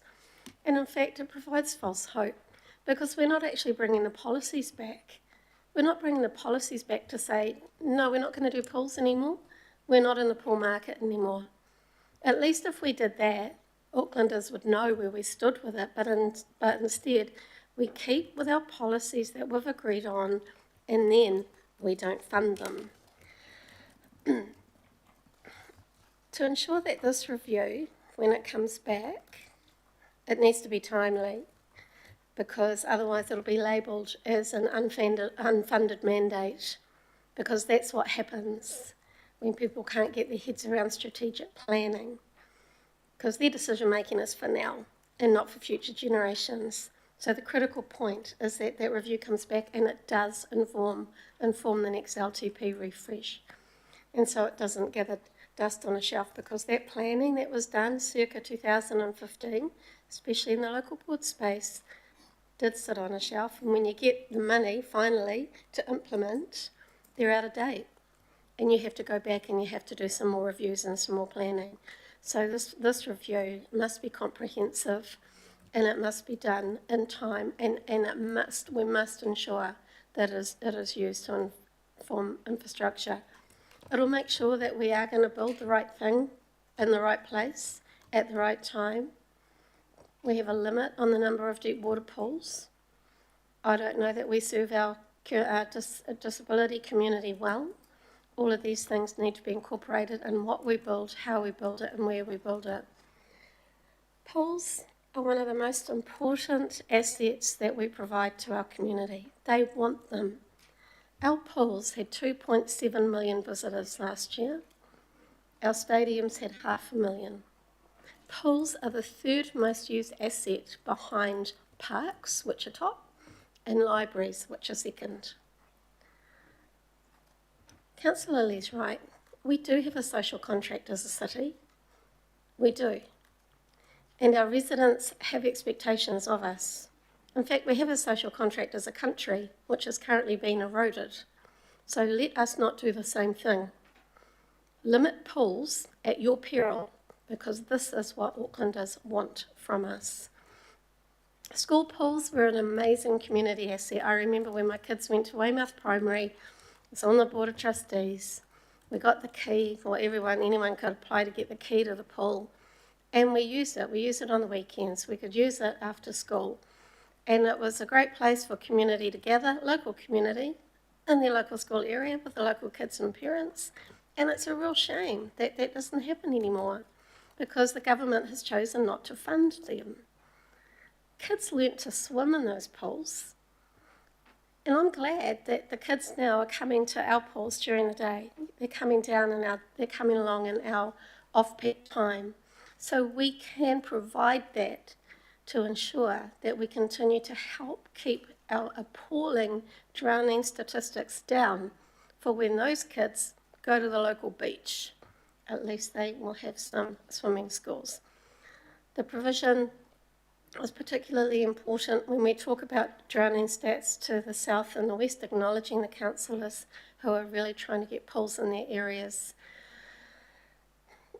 In regard to determining how families and communities live their lives, how they get to pools, how they use public transport or not many of us around this table will have that lived experience to be able to call the shots on how they should get somewhere. And I hope that the report will somehow encapsulate that. I don't know if it's too broad for the scope, but we need to be able to capture the social constructs around accessibility to ensure that where those pools are put, it is meaningful. More than anything, it is about getting some sense and pragmatism around our pool network. And at that point, there should be conversations with third-party funders. There are examples throughout the country where industry funds community assets as their commitment to supporting the community in which they are doing their business, in a community that they are impacting on the environment, where they are impacting on the social construct of communities. Those industries have taken responsibility and said, we'll build your community hall, we'll build your pool, and we'll build your library. We need to have those conversations with industry for Auckland, and they'll be unique. They could be unique to the west, they could be unique to the south. So I welcome this. We're all in this together. He waka eke noa. Kia ora. Kia ora. Thank you, Deputy Chair. Councillor Baker. So you're just dealing with the B, which is the actual thing that we're directing people to do. And so for me, I'd like to see within the report that comes back, or the policy that comes back, that actually we do look at it from a network perspective, because the questions today have shown how quickly we dive into what's going on in our patch. And so I want to see us, it would be great to see a network plan or a network policy that actually has no boundaries within it. It does not show local board and ward boundaries. We should be looking at it from a complete network and where these things are located. And Greg made a really good point that people will travel. It doesn't matter that one ward hasn't got a pool. We need to have a network of facilities that is able to cater for the needs of our communities, and pools are, from what I understand, the most expensive things to build and the most expensive things for council to run. So we can't have them everywhere, and so we have to make sure they are in the right place that isn't impacted by local board boundaries or by ward boundaries, which are purely a political administrative construct. So we need to make sure that our network is correct and that it is a network. Secondly, I'd like to see the work come back, look at how we can actually work with others in providing pools. And so out south there's some work getting done at the moment with developers as to how they may be able to take on some of the capital cost and how we may be able to become tenants. We don't have to, council doesn't have to own and operate everything. And so I'd like to see the policy come back with that opportunity. And similarly, it's one of the great weaknesses, I guess, of our facilities of any type, is that we have regional and we have local. There is nothing between.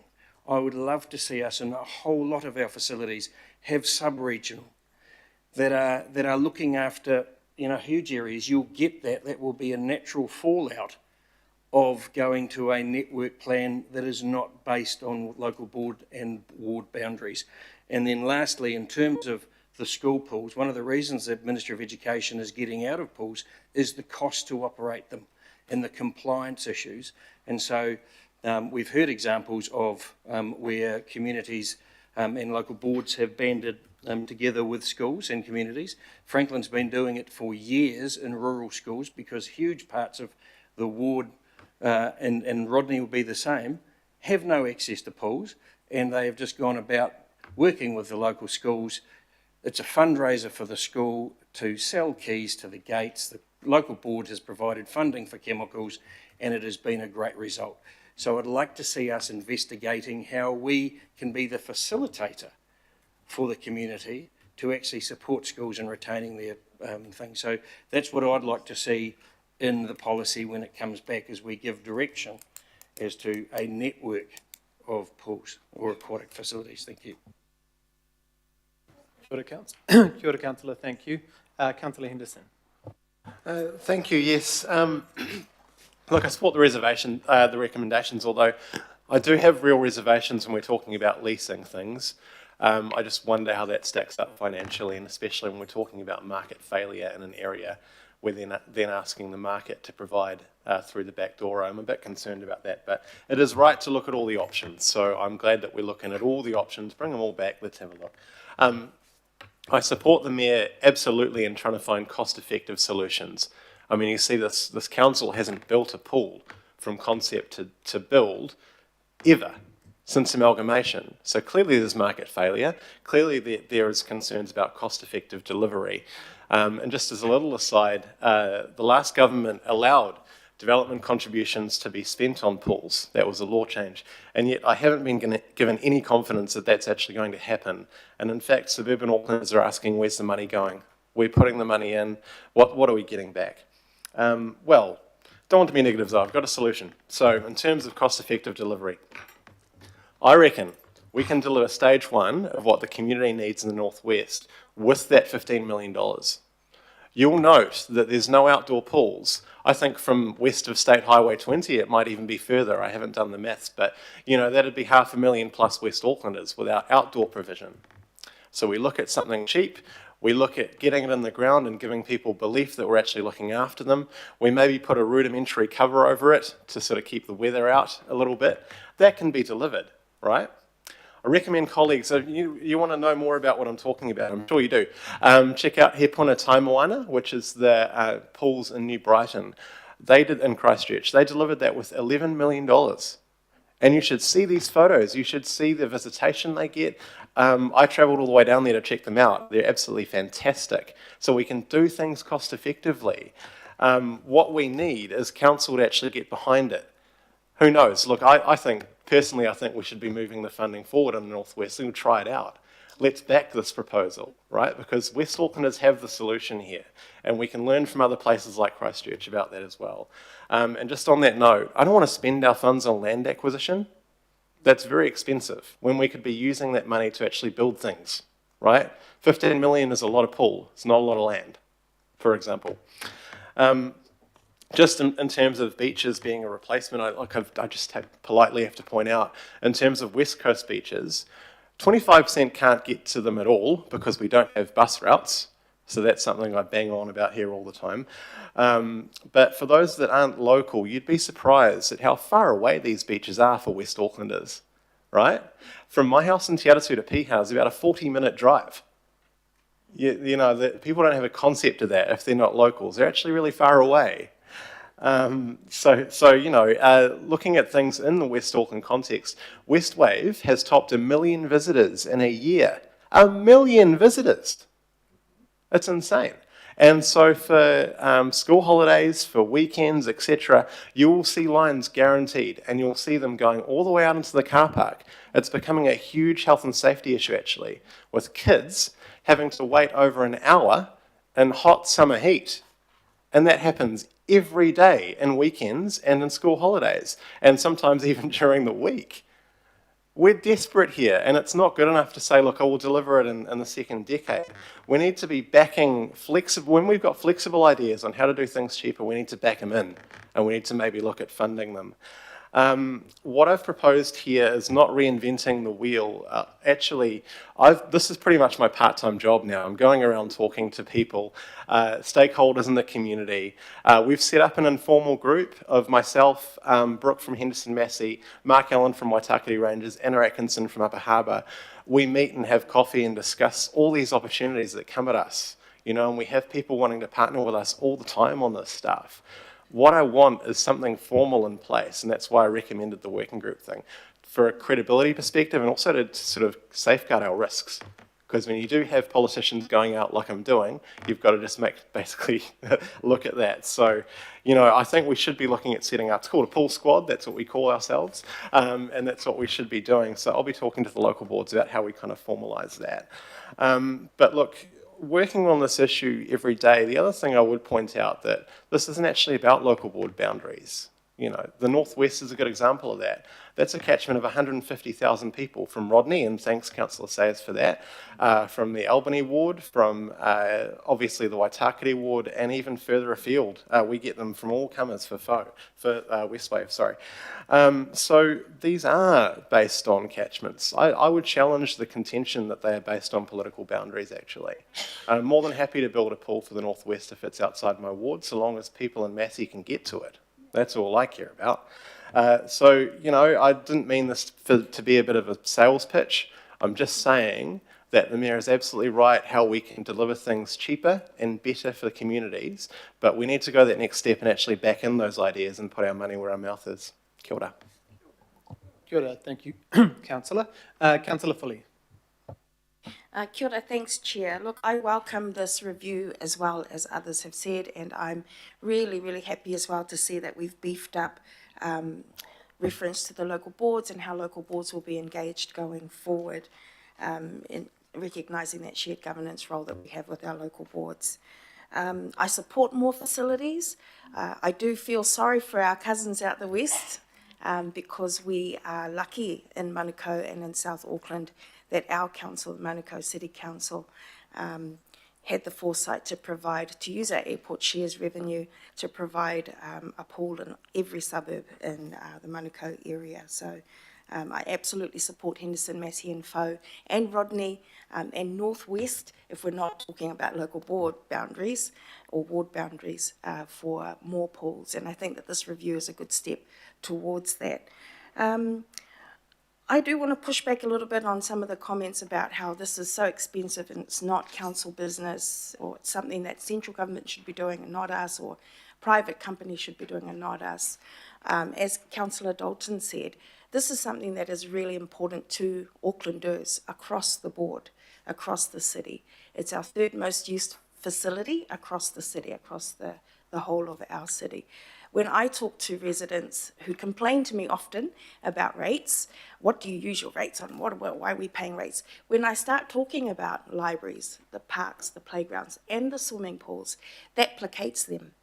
People are satisfied in areas of high deprivation like mine when I start saying, well, you know the Otara pool that's free for you to use, our awesome pools in Otahu, Mangere pool as well, and the Papatoetoe pools, that is a result of your rates, that shared communal way that we provide those facilities free for you, yes, by a targeted rate, but that's a targeted rate that's unanimously accepted across our ward. So I absolutely commend the staff for bringing this forward, and I look forward to the opportunities that it might yet still reveal to us.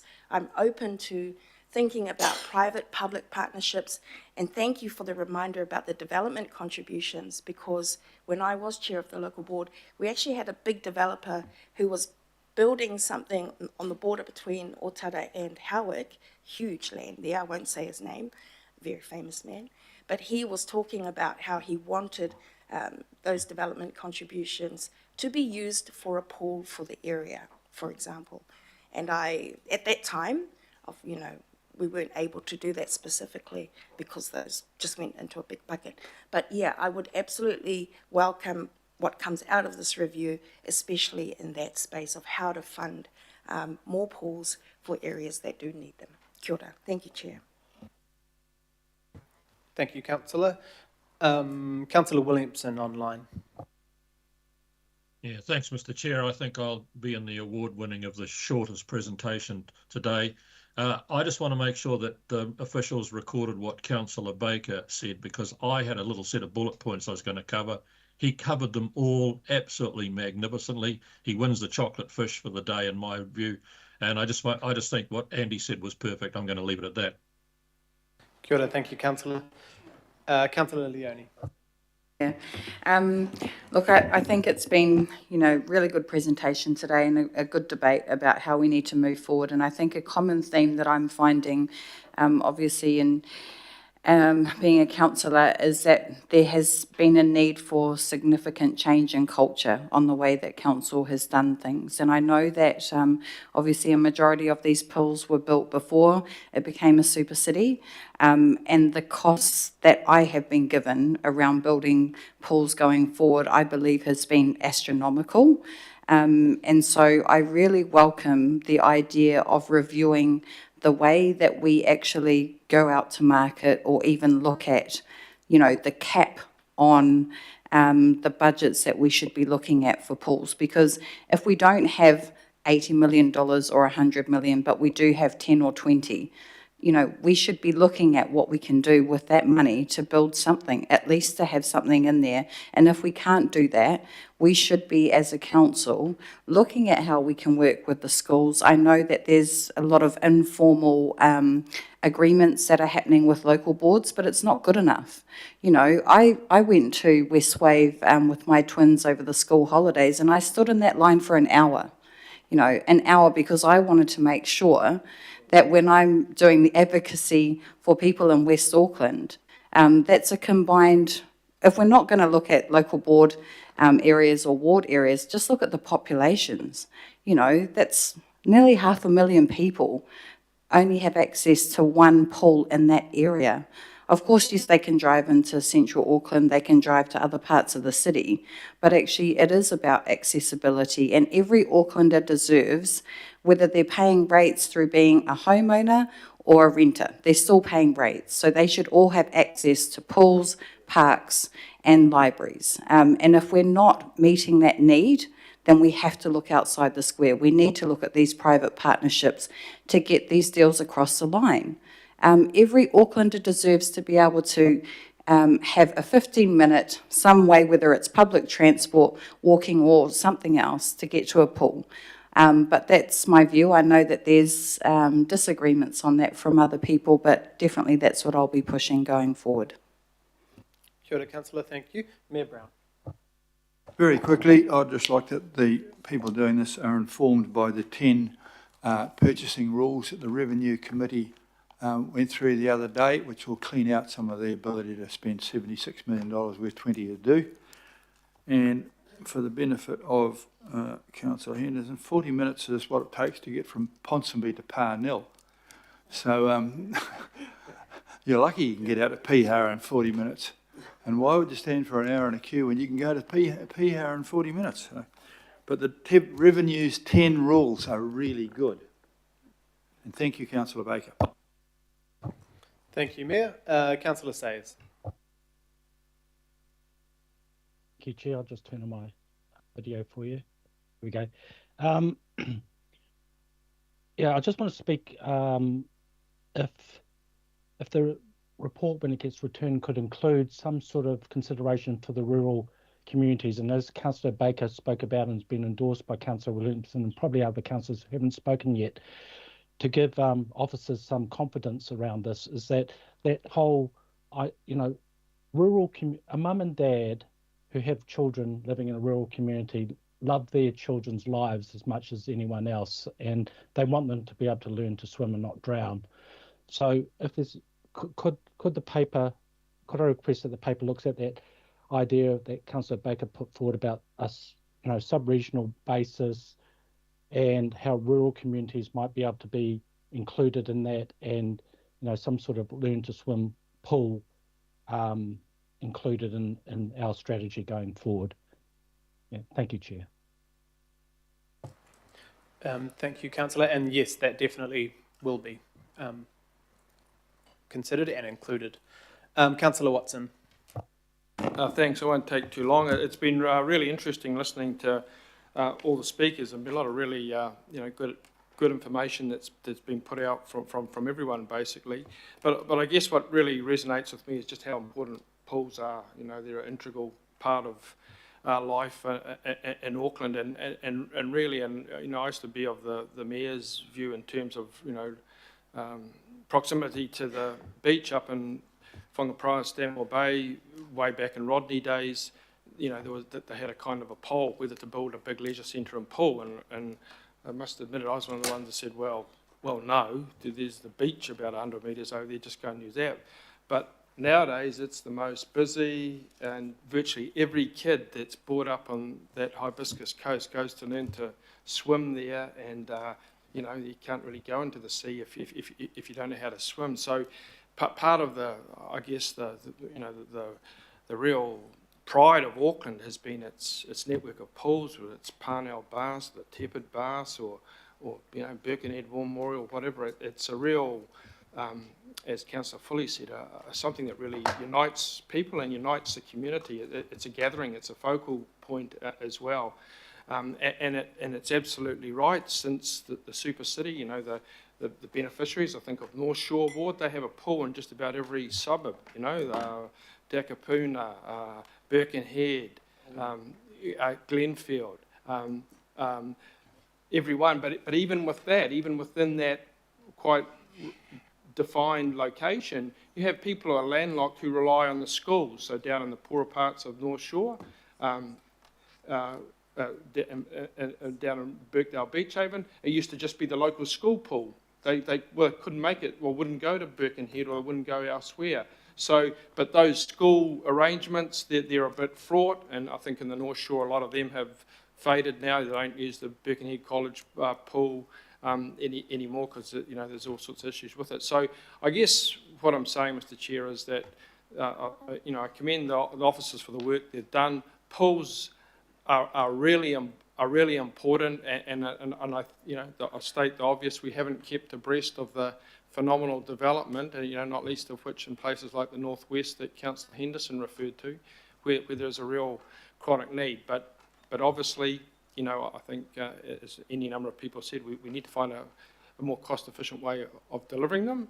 But deliver them, I think we must make every attempt to do, because it's inequitable otherwise in terms of this, hundreds of thousands of new people who don't have access to the pool, and that will be their access to water. It won't necessarily be beaches. We know that. Thanks, Mr. Chair. Kia ora, Councillor. And just final quick word for me. I think, good points from everyone, good discussion, and this will be worked on with the local boards, but as Councillor Baker and others have said, this needs to be a regional approach, because we have failed in the last 15 years. The approach of some councillors like Councillor Henderson and Leone having to beg for funding for early stages, which will still be a long time away for those communities, is a concern. The other thing is why we're doing this, not only for the fun, not only because Aucklanders should be proud and excited about where they live, it's for the prevention of drowning. I mean, in New Zealand, our stats are almost twice as bad as Australia, like two times as many people are dying in New Zealand than Australia from drowning. And, the stats for Auckland are pretty terrible as well. So we know that, I've got a 3-year-old now myself, and those swimming lessons have changed his life. He can now access the beach, but I don't think he would have been interested of going near the beach if he hadn't had swimming lessons. And as a parent or just anyone going to those facilities, when they are packed, doesn't feel safe, it doesn't feel enjoyable, and you are kind of wishing you didn't turn up when they're totally overwhelmed and packed like that.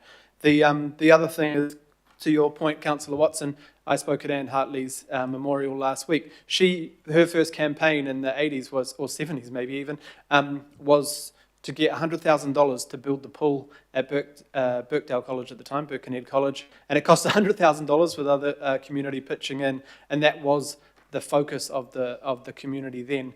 But there is a massive issue. Why the heck should it be costing 70, 80, whatever, $90 million? Part of this assessment should be investigating why it is so expensive. It is outrageous, and it is a barrier when you see those sorts of figures, because you should be able to get pools like the one in Birkenhead Leisure Centre. It's had solar for over a decade. It's heated. It's an outdoor pool. It is, getting to the end of its life probably, but it is somewhere for people to go to, and it's interesting, and it doesn't have to be the Rolls-Royce model. So I think we need to look forward to that as well, but the focus needs to be ensuring that people have access right around our communities. We know that on the shore, even though we do have beaches close by, there's some of the busiest pools, Glenfield, Albany as well, some of the busiest pools, and we shouldn't have those. I see those images on social media all the time, Councillor Henderson of Westwave, of people standing in the heat in lines trying to get in to access those pools. So I think this is really important. This isn't telling us to spend any money today or tomorrow. I said in the early stages, Councillor Baker, with the staff team, it must include those partnerships, potential partnerships that you have come to me about, and so as the Franklin Local Board. How do we ensure that we are empowering others to provide facilities if it means that they come 10 years earlier? But to Councillor Henderson's point, we need to make sure that we don't skimp or end up costing the ratepayer a lot more in the end. I thought I was the last speaker, but now Councillor Stewart has come on board. So Councillor Stewart. Yes, it's been a very good debate.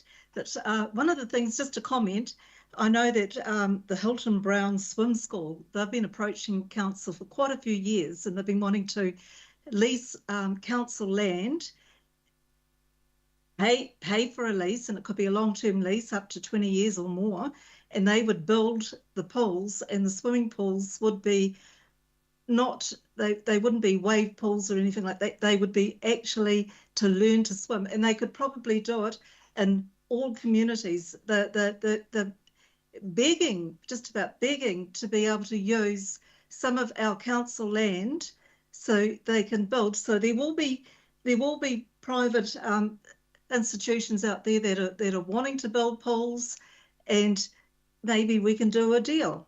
Thank you. Kia ora, Councillor. Thank you very much. Right, all those in favour? Aye. Any opposed? Perfect. Now we're going to, because that debate went a little bit longer than I thought, we're going to go to lunch now, and councillors have requested there is sandwiches in the side room today, so you can head there or head out for half an hour. So we'll be back at 1:10. Thank you. If the air conditioning can't work, could we look to have the back windows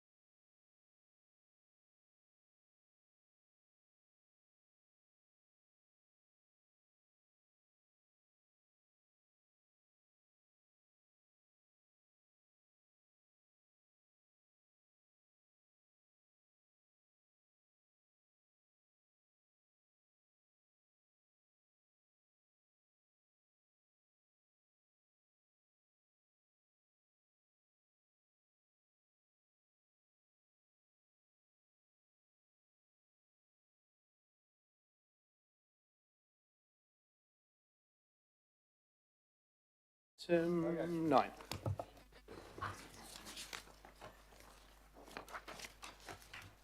Joy and Craig, kia ora. Kia ora, ko Joy Lanois aho. Good afternoon, I'm Joy Lanois. I'm a Senior Policy Planner with Planning and Resource Consents, here with Team Leader Craig Cairncross. So we're here to present a report about how to process a private plan change request in Pukekohe. And the report considers, under Clause 25 of Schedule 1 to the Resource Management Act, a private plan change request from G Bar Properties Limited to rezone 5.35 hectares of land at Pukekohe from future urban zone to business light industry zone, and to apply the Stormwater Management Area Flow 1 control to the plan change land. There are no text amendments or precinct provisions proposed. And under Clause 25 of Schedule 1 of the Resource Management Act, Council can either adopt the request as if it was a proposed plan made by the Council, or accept the request in whole or part, or deal with the request as if it were an application for a resource consent, or reject the request in whole or part. The plan change land, as you'll see on the slide, is on the northern edge of Pukekohe. It consists of 3 sites with frontage to Heights Road with a total of 5.35 hectares. There are existing industrial uses on approximately 2/3 of the private plan change land. Council adopted the Pukekohe Pairata Structure Plan in August 2019. And as part of that, the land in the private plan change area is proposed to be zoned Business Light Industry Zone, and the plan change request is consistent with the structure plan. The plan change was lodged prior to Council's future development strategy being published in December 2023. Under the future development strategy, the land is identified as being in an area to be development ready in 2040 plus. Under the previous future urban land supply strategy, the land was scheduled to be development ready from 2023 to 2027. So, having undertaken a course level assessment of the proposal, it's considered that it is likely to contribute to a well-functioning urban environment by providing more local employment options within the Pukekohe area, even if the development capacity is out of sequence with planned land release. Approximately 2/3 of the land already contains light industrial activities. There's a second slide with an aerial photo showing that.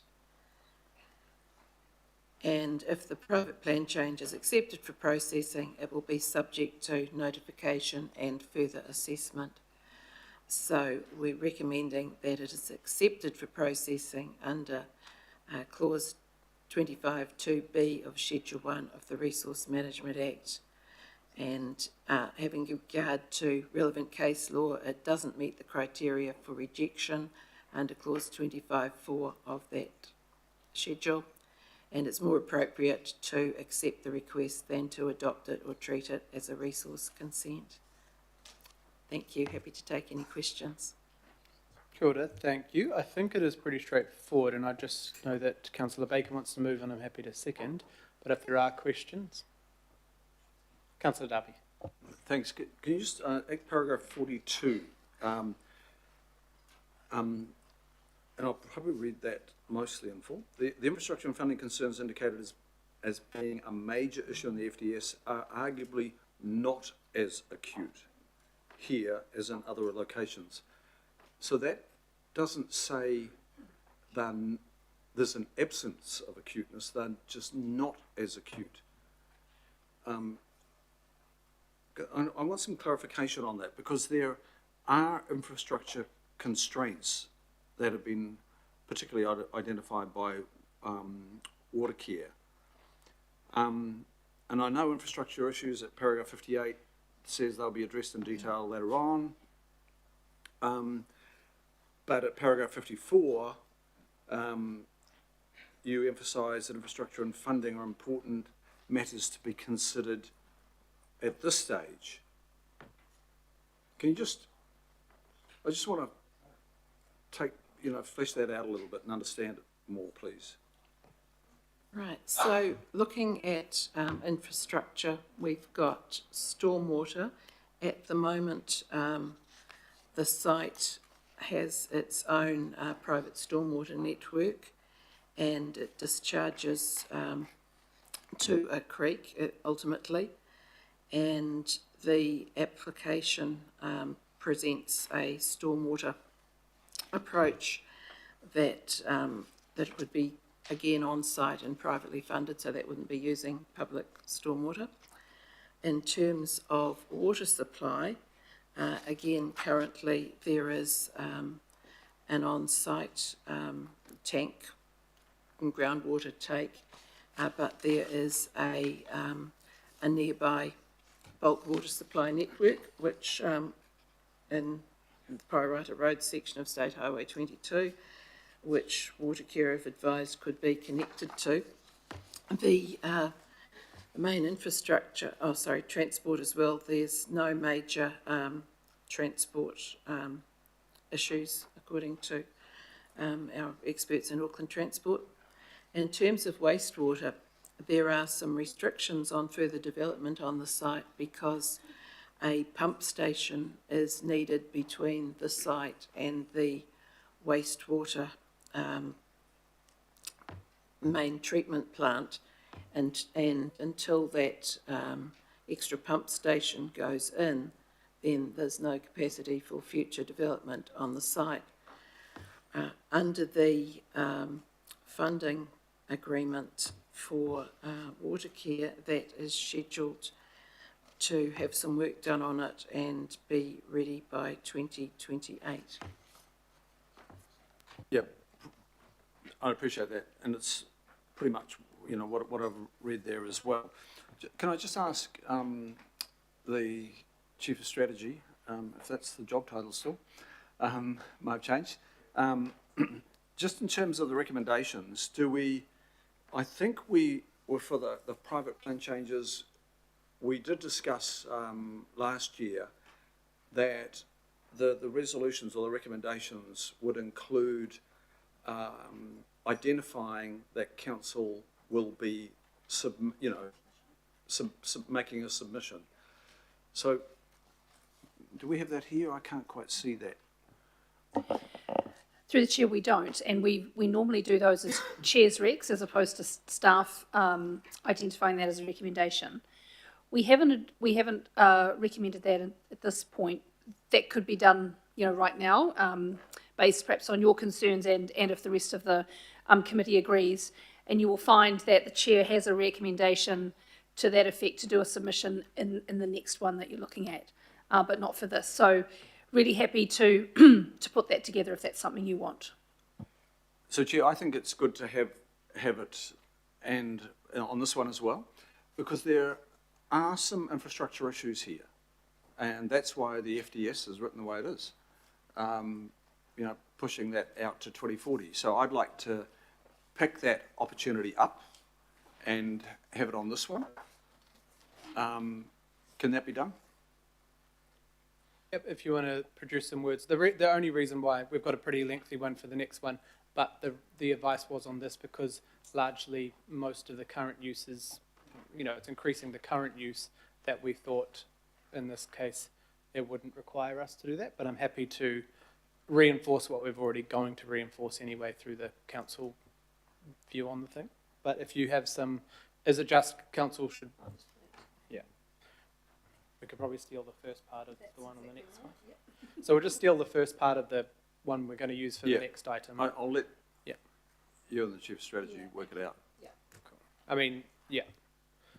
It was just on the note, it was kind of at the time staff said largely, I mean, I probably shouldn't speak through, but largely the advice was that because it's a very similar use to the current, the effects would be sorted through the consenting. But is there any other questions? Oh, sorry, Councillor Sayers. Oh, sorry. No, I'll reserve it for speaking. Councillor Sayers. Thank you, Chair. I think Councillor Darby asked the exact question I was going to ask, and thank you for accommodating his request to the recommendation. Maybe my only other thought might be around the road, because if this goes ahead, then landowners on the other side of the road might be tempted to do the same. So can I just get clarification about the road improvements? There have been some discussions with Auckland Transport about some road upgrades, and Auckland Transport are happy that that could be sorted out. There is a recent confirmation of designation south of the railway line of one of the supporting growth major routes around the northwest of Pukekohe. So that's not Heights Road, that is south of the railway line. So the site is going to be quite close to that big new road eventually. Okay, and in terms of the local board input, any comment there from them? Sorry, we don't go to the local board at this point. Once, if it's accepted for processing, then once it is notified and submissions have been received, we go to the local board and ask them to give feedback on the private plan change at that point. Okay, thank you very much. I'm prepared to support this recommendation. Thank you. Thank you. And we've just got some wording coming through. When it's ready, we'll put it up on the screen, because of course I'm only the seconder, so Councillor Baker will have to either accept it as the mover or we could do an amendment. Are there any other questions? Sorry. Oh, yeah. Oh, yeah. Sorry, through the chair, just in terms of that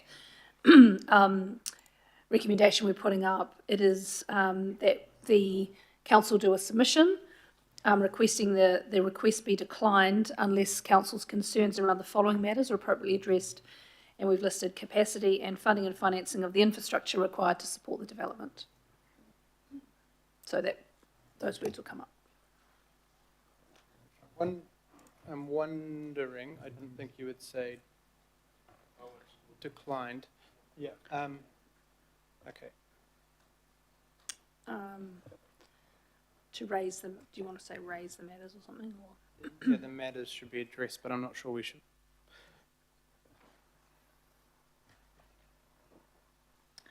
Chair, if it's helpful, my support wasn't for declining it, it was trying to promote it. Yeah. Councillor Baker, is there some word changes that you would support any of that? Or? No, I just don't think it's necessary, so I won't support it in any way, shape or form. So if he wants to put it up as an amendment, Chris can knock his socks off, but I won't be supporting that. I'm happy to second the original recommendations if it's of help. No, it's so it's myself and Councillor Baker have moved the original, but if Councillor Darby, you would like to move this, if you... Councillor Baker doesn't want to incorporate. Yeah. So if this is the correct wording, normally with an amendment we would send it. Okay, I'll seek a second for the amendment with the D. And just speaking to that, look, we can't be bystanders. You've read the FDS here. The FDS is, this is land ready in 2040. There is infrastructure to build. Now we have a request to bring it earlier.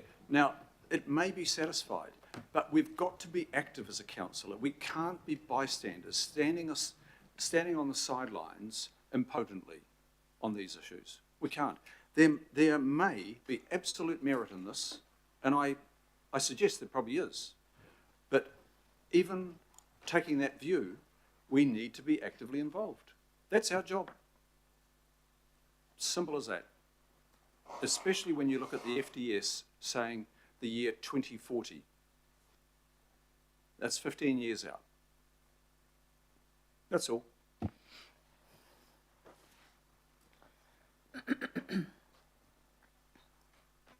Chair, what's the status of the officers still at the table? Are we into debate, or are we into questions, or are we Where are we at? Apologies. If there's any other questions, sorry, it did become. Sorry. I do have a question, Yeah. Chair. There's no seconder to the motion to that amendment, is there? Yes, Councillor Foley. And apologies, I did step outside of standing orders because I thought we'd be able to incorporate it, but maybe that the wording was slightly different than what I expected. So that's where we trailed off to. So that was my fault. So we'll go back to questions and leave the debate there. Sorry about that. Councillor Sayers, question, and then I think someone else. Oh, sorry, Member Ashby after that. Councillor Sayers, you go back to you. Only question is it possible to move it as a separate motion to the main amendment, you know, so that's what we will Yeah. do after we've finished questioning. Apologies, I went into the debate. Member Ashby. Thank you. Kia ora, thank you. Just one question from me. It's just a process question, and it relates to the iwi engagement. And I see in the report Ngāti Tamaoho provided a cultural report and things like stormwater where we worked through at least to some degree. My question is, this is a plan change, and under the RPS B6.5.2 subclause 7, it talks about plan changes and structure plans. When they come through, they need to do a number of things. One is identify mana whenua values, identify sites, places suitable for scheduling, and 3, reflect those mana whenua values. So it's a process question, and it's one I've raised before at this committee because my feeling is it gets missed in the assessment. So I guess the question is, does that get assessed and commented on and weighed against the application at this point, or is that a council submission sort of process? Okay, so at the moment we are debating whether to accept, adopt, reject the plan change, and we have an application which includes a report from Ngāti Tamaoho, and if the plan change is accepted, all the iwi authorities will get an opportunity to make a submission. And just going back to the wider Pukekohe context, when we did the structure plan 2017 through to 2019, we had a big group of local iwi involved with that over a couple of years worth of hui and so on, and they were involved in the structure plan and in the zoning and proposed zoning under the structure plan of the site for business light industry. That answers your question. Not quite. So just what I'm getting at is this is a very directive and specific provision in the unitary plan, and it doesn't say just engage, and it doesn't say just do a report. It basically says you have to go, the applicant has to go further than just show up, which is kind of what you're saying is, or I'm paraphrasing, is, you know, they engage with iwi, they come around, they have a hui, have a cup of tea, maybe write a report, and then who knows. But this is a very directive provision that says council is to assess if these things happen. So from a haukura point of view, because it's an RPS issue, I'd be very keen to see, understand rather, how council assesses when it's structure plans and plan changes, how this specific provision is taken into account. So has it been met or not? Is there engagement, but has this provision been met or not? That is something that we do look at once a plan change is notified as part of the assessment. We're just saying what we've been given, and this decision is to move on to, if we're going to notify it, we'll therefore have to go and assess it. Okay, thank you. So that would be part of that submission process. Cool, thank you for that clarification. Thank you. Are there any other questions at all? I guess I just have one question pertaining to the discussion we've just had and the discussion we had pre the meeting, which is the move to, we consider this what do we consider about the move from future urban to actually light industrial in this case? So we usually have much higher concerns around infrastructure, around residential future urban. In this case, we have got one piece of land consisting of 3 sites. 2/3 of it is already used for business, light industrial purposes. You've also got a boundary around it created by the road, and at the north of it, the road to the east of it, and the cemetery bends round behind the south and the west of it, so it's like a little pocket. Thank you. And Deputy Chair. Well, I just had a question. I really do want to clarify with Andy, because this is a pragmatic plan change, as far as I'm concerned. But for consistency, Councillor Darby has raised the issues that we continue to talk about. So how do we find the sweet spot of doing the right thing? Rezoning from future urban to business light industrial is something that we are consistently supportive of. Probably a question for Councillor Darby, or maybe in debate with Councillor Baker, but I personally, the D is better than it was, because it was the decline, where this is just stating what's already in the report. But I'll listen for debate. we might have to go into debate for that to be answered. Yeah. No other questions for officers? Cool, thank you.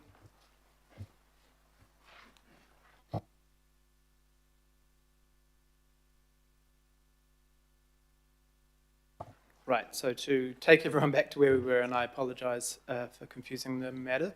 Councillor Baker moved the original, I seconded. Councillor Darby and Councillor Foley have moved an amendment, although I just want to check you're happy with those words, or you want to revert? Yeah, no, I'm happy with those words because that actually focuses it even more, and it takes out the word declined, which I think you've addressed. So it's all about addressing those capacity, funding and financing challenges which are identified in the report. Right, is there speaking, so Councillor Darby's had a speaking turn on the amendment. Did anyone else have a speaking? Councillor Baker. Yes, I mean, I just find this a pointless amendment, and why I say that is that stuff is covered anyway. Watercare will front up, it's covered in the report. That's when they have the hearing, they will be discussing that, or when they put into that. This is a pointless thing, and so understanding that site, it was a meat factory, it was a meat works, and so for years it has operated there, and I'm talking decades and decades. When I was at school, my friend's father owned the meatworks. They exported lamb. Next door to it, well, now part of that is a tractor centre. All, as you saw from the photographs, there are existing industrial and commercial operations.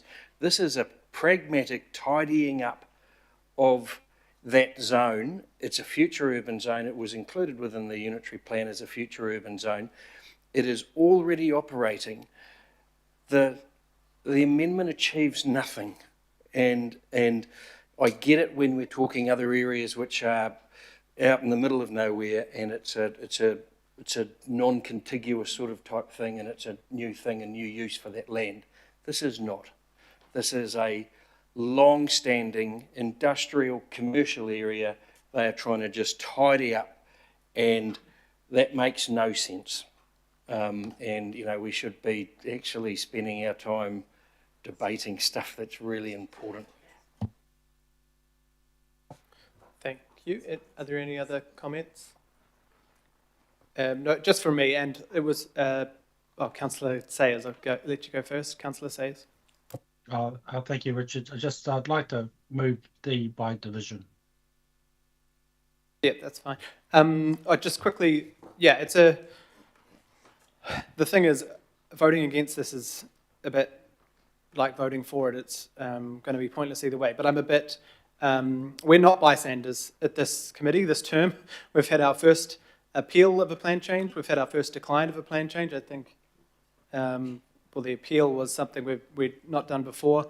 And every single item of residential that we think is outside the FDS, we have put strong submissions on, and we have a chair's rec for the next. The issue with this one and why I won't support this is because actually this is what the FDS called for: more jobs, more zoning that doesn't just drop people in the middle of nowhere, and because it is 2/3 doing what the zoning wants it to do anyway, and the fact that the infrastructure mentioned, Watercare, Auckland Transport and others are generally fine, and the staging of this will work. So although I agree it'll already be done, it's a bit of a moot point voting for or against this, but I do want to see more of this type of work happening where we're actually seeing good developments of jobs nearer where, sadly, the unitary plan and other plans have spread sprawl across our city. So I won't be supporting this, but it's not meaning that I don't want the infrastructure to be there. I just want, I'm a bit concerned about the next one, and that makes a bit more sense, so kia ora. Right, we're going for a division. Thank you, members. Your voting for the amendment, which is on your screen. Chair Hulls. No. Member Ashby. Hull, no.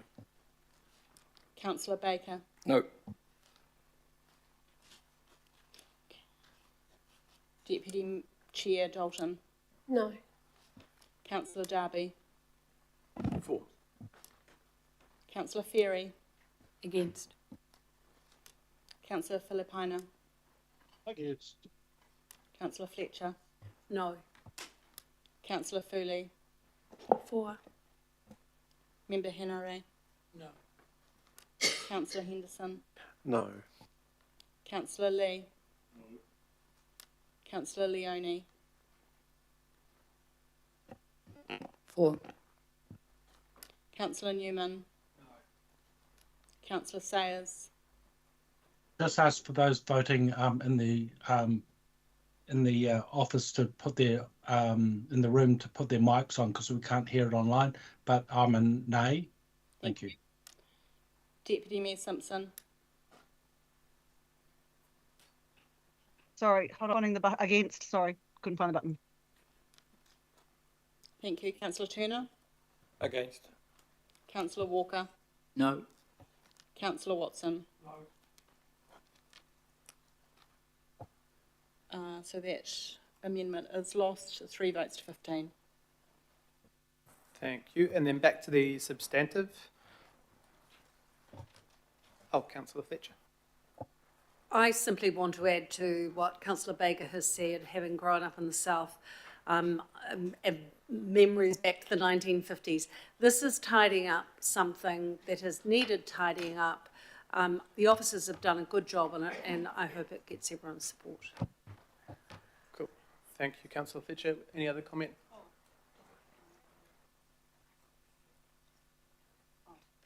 Sorry? Oh no, yeah, he said no. It was just his name that showed absent. Thank you. And Councillor Fletcher, your mic's still on. Thank you. Are there any other speakers? No. Right, all those in favour? Any opposed? Cool. Thank you very much. We go on to item 10.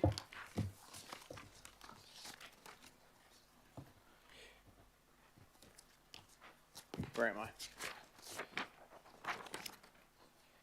Jess and Aaron. Kia ora. Last week. Thank you. Cool. And we might just send around the, if it's possible, if we could send around the chair's recs that I was keen to add to this one. Oh yeah, just because they were quite lengthy. If they could be just forwarded around in an email, if that's all right. Sorry. Right, back to the presentation. Thank you.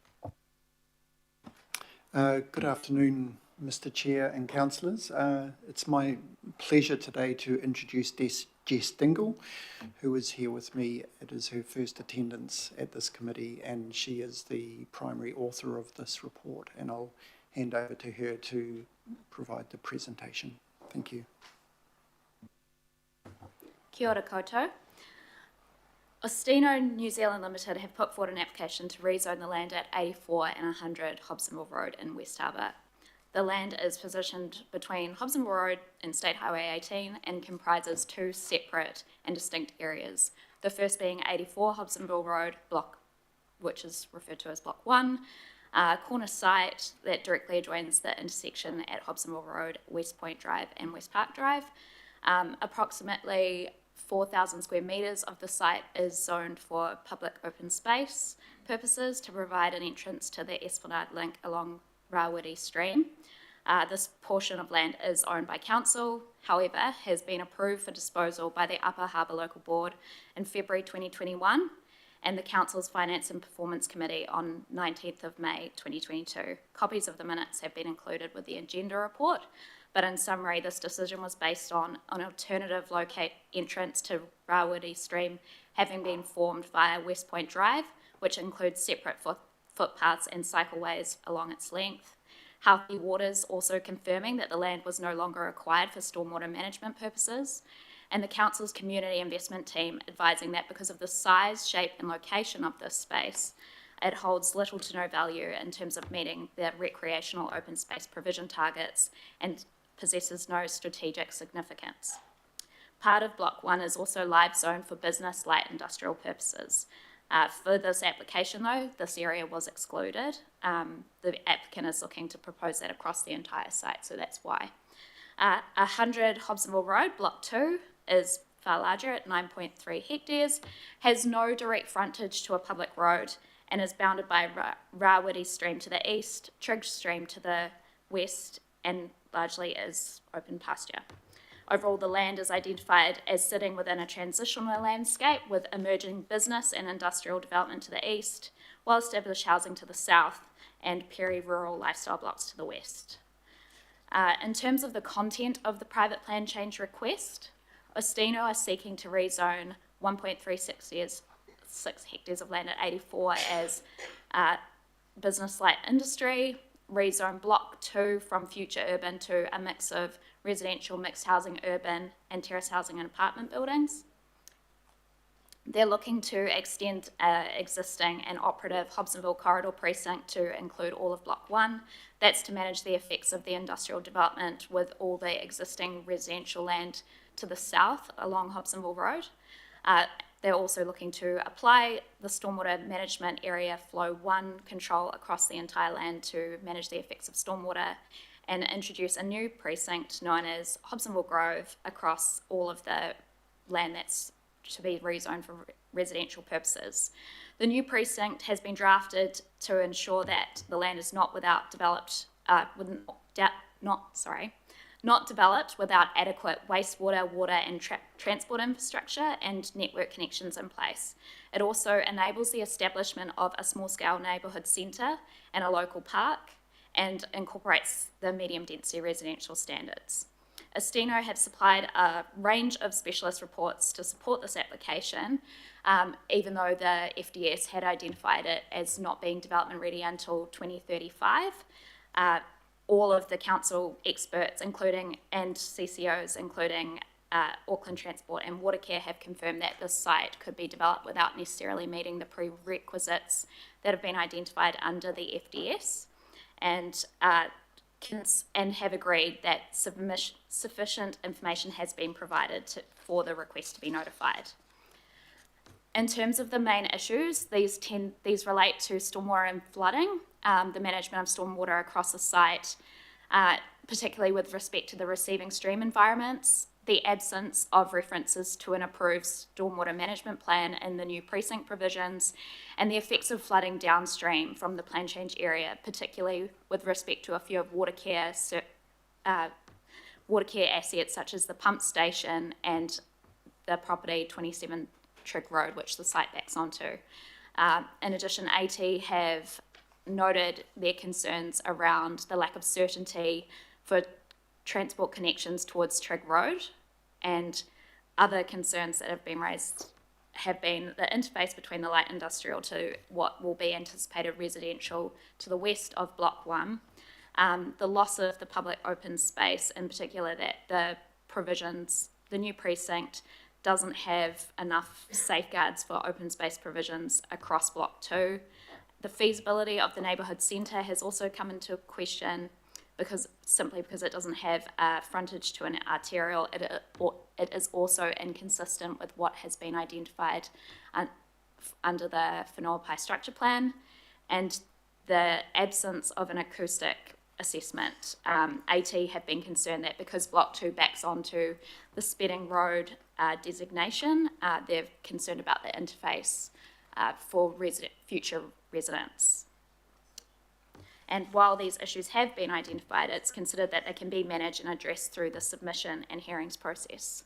And on that note, that the request should be accepted. Thank you. Right. Thank you so much. Yes, that was, I know it's, a huge amount of work to get this to this stage, and thank you for trying to get our heads around it with all that information. So kia ora, and thank you. So the chairs, I'm happy to move. I don't know if one of the local councillors wanted a second. If you don't, that's fine. Okay, cool. I just, okay, Councillor Henderson was second. I've just got the recommendations from Councillor Dalton and I from the pre-agenda we've just sent around. So that's around a submission on our concerns. We can add more if there are other concerns. But the first question is from Member Ashby, and then I'll go to Councillor Watson. Kia ora. Good to see you both, and thank you for the report. I just, my only question was probably the same as what I said in the last thing, which I understand the answer will be post notification now, but it's probably just a reminder that I'm keen to understand when this thing comes back in terms of the assessment around structure planning, plan changes, and the incorporation of mana whenua values. So it's probably not a question, but it's just me throwing, it's the same issue as the last one, but otherwise, yeah, thank you for the report. The applicant has had endorsed for a cultural impact assessment to be carried out for the site, and that's been conducted by Ashley from Takara Maki.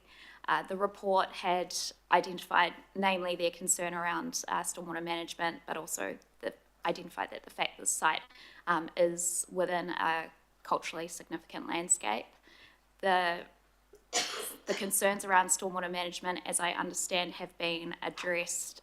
The applicant had since supplied all the details around the stormwater management plan because that, from the reporting, seemed to be the most critical issue from a cultural impact perspective, and they'd reviewed the stormwater management plan and were satisfied that it could address and resolve their concerns. And then in terms of all the other earthworks monitoring and all of that, they were satisfied that it could be accepted and addressed through the resource consenting process. Thank you. All good, member.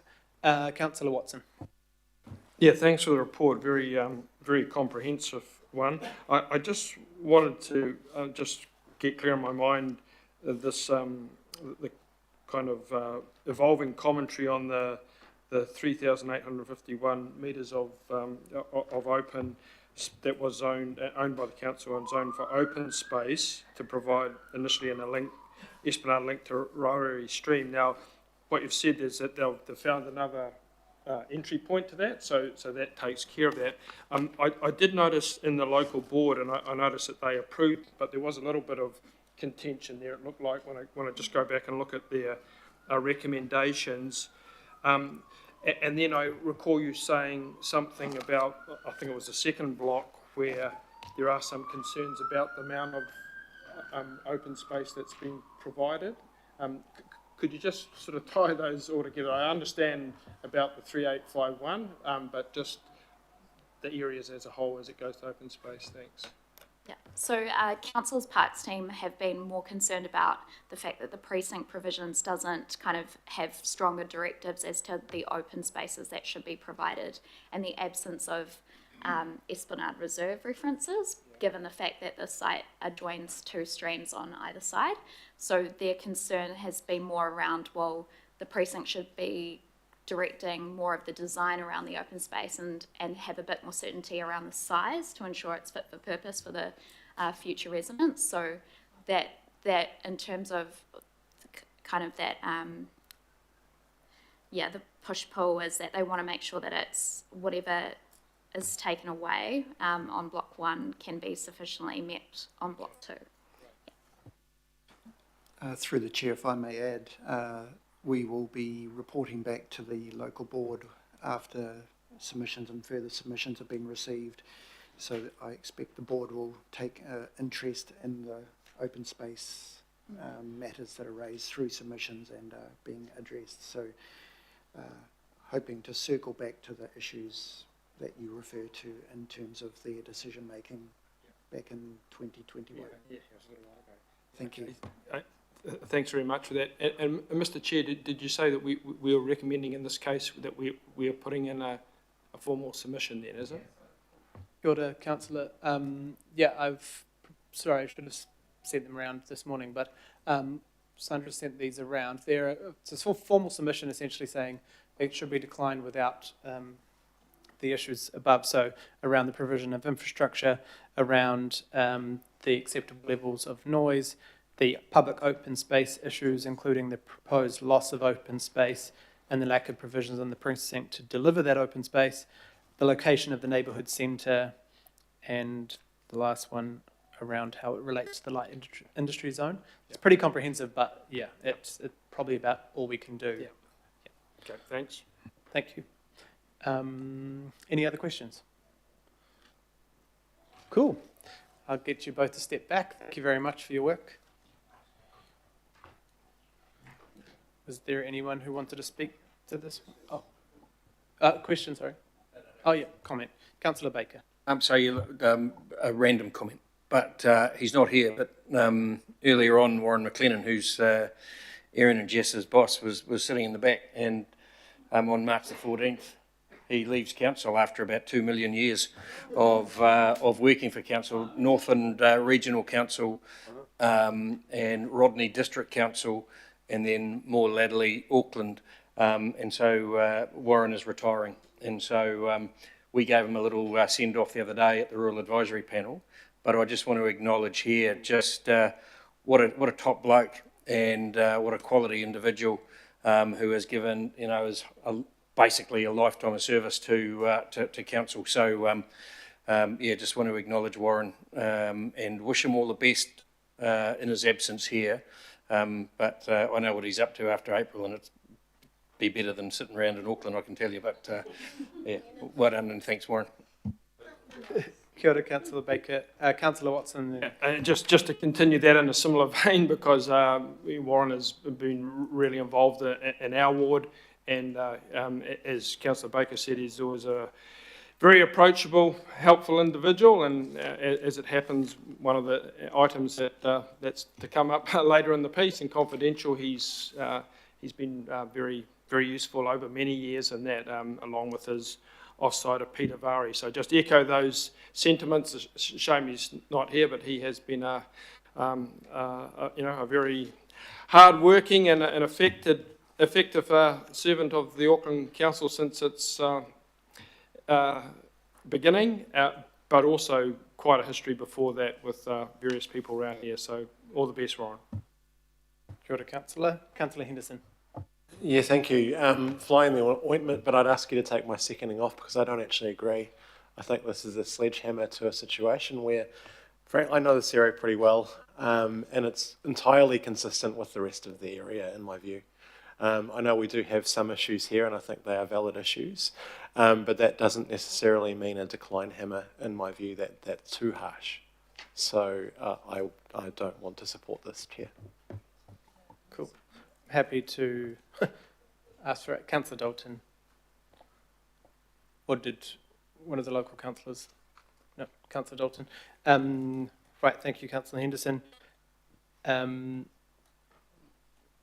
Yep, I'll just obviously congratulate, and I didn't realise that Warren's last weeks were so close, but thanks to Warren for his very accessible way of working, and all his knowledge will be missed, and his sense of humour as well. And I'm sure there'll be a lot of goodbye parties, but we wish you well, Warren, and thank you for your service over many years. Just on back to the topic, yeah, I'm still happy for this. This is our submission. We don't have the power to decline. We don't have the power to stop it, but it is trying to get the best outcomes here through what the advice we've had through the paper, and it is very similar to the submissions we have on plan changes like this in this area. Not just this area, but many like it. So we will go. Any other comment? Oh, Councillor Dalton, a second. Right, all those in favour? Any opposed? No. Cool. So Councillor Baker and Councillor Henderson are no. Right, thank you. And we will go to 11, status update on actions, decisions from this committee. I'll have a mover. Councillor Dalton, seconder. Anyone? No seconders? Councillor Baker, all those in favour? Any opposed? No. Item 12, summary of information. I'll move. Second, Councillor Dalton, all those in favour? Thank you. Right, we'll go into, there's no extraordinary business, and we'll go into confidential, so we need to move that. I'll move that we move into confidential for the reasons set. Councillor Walker, all those in favour? I mean confidential, not secret. All those in favour? Any opposed? No. Thank you. We'll have a 5-minute break for a cup of tea and a leg stretch. Thank you.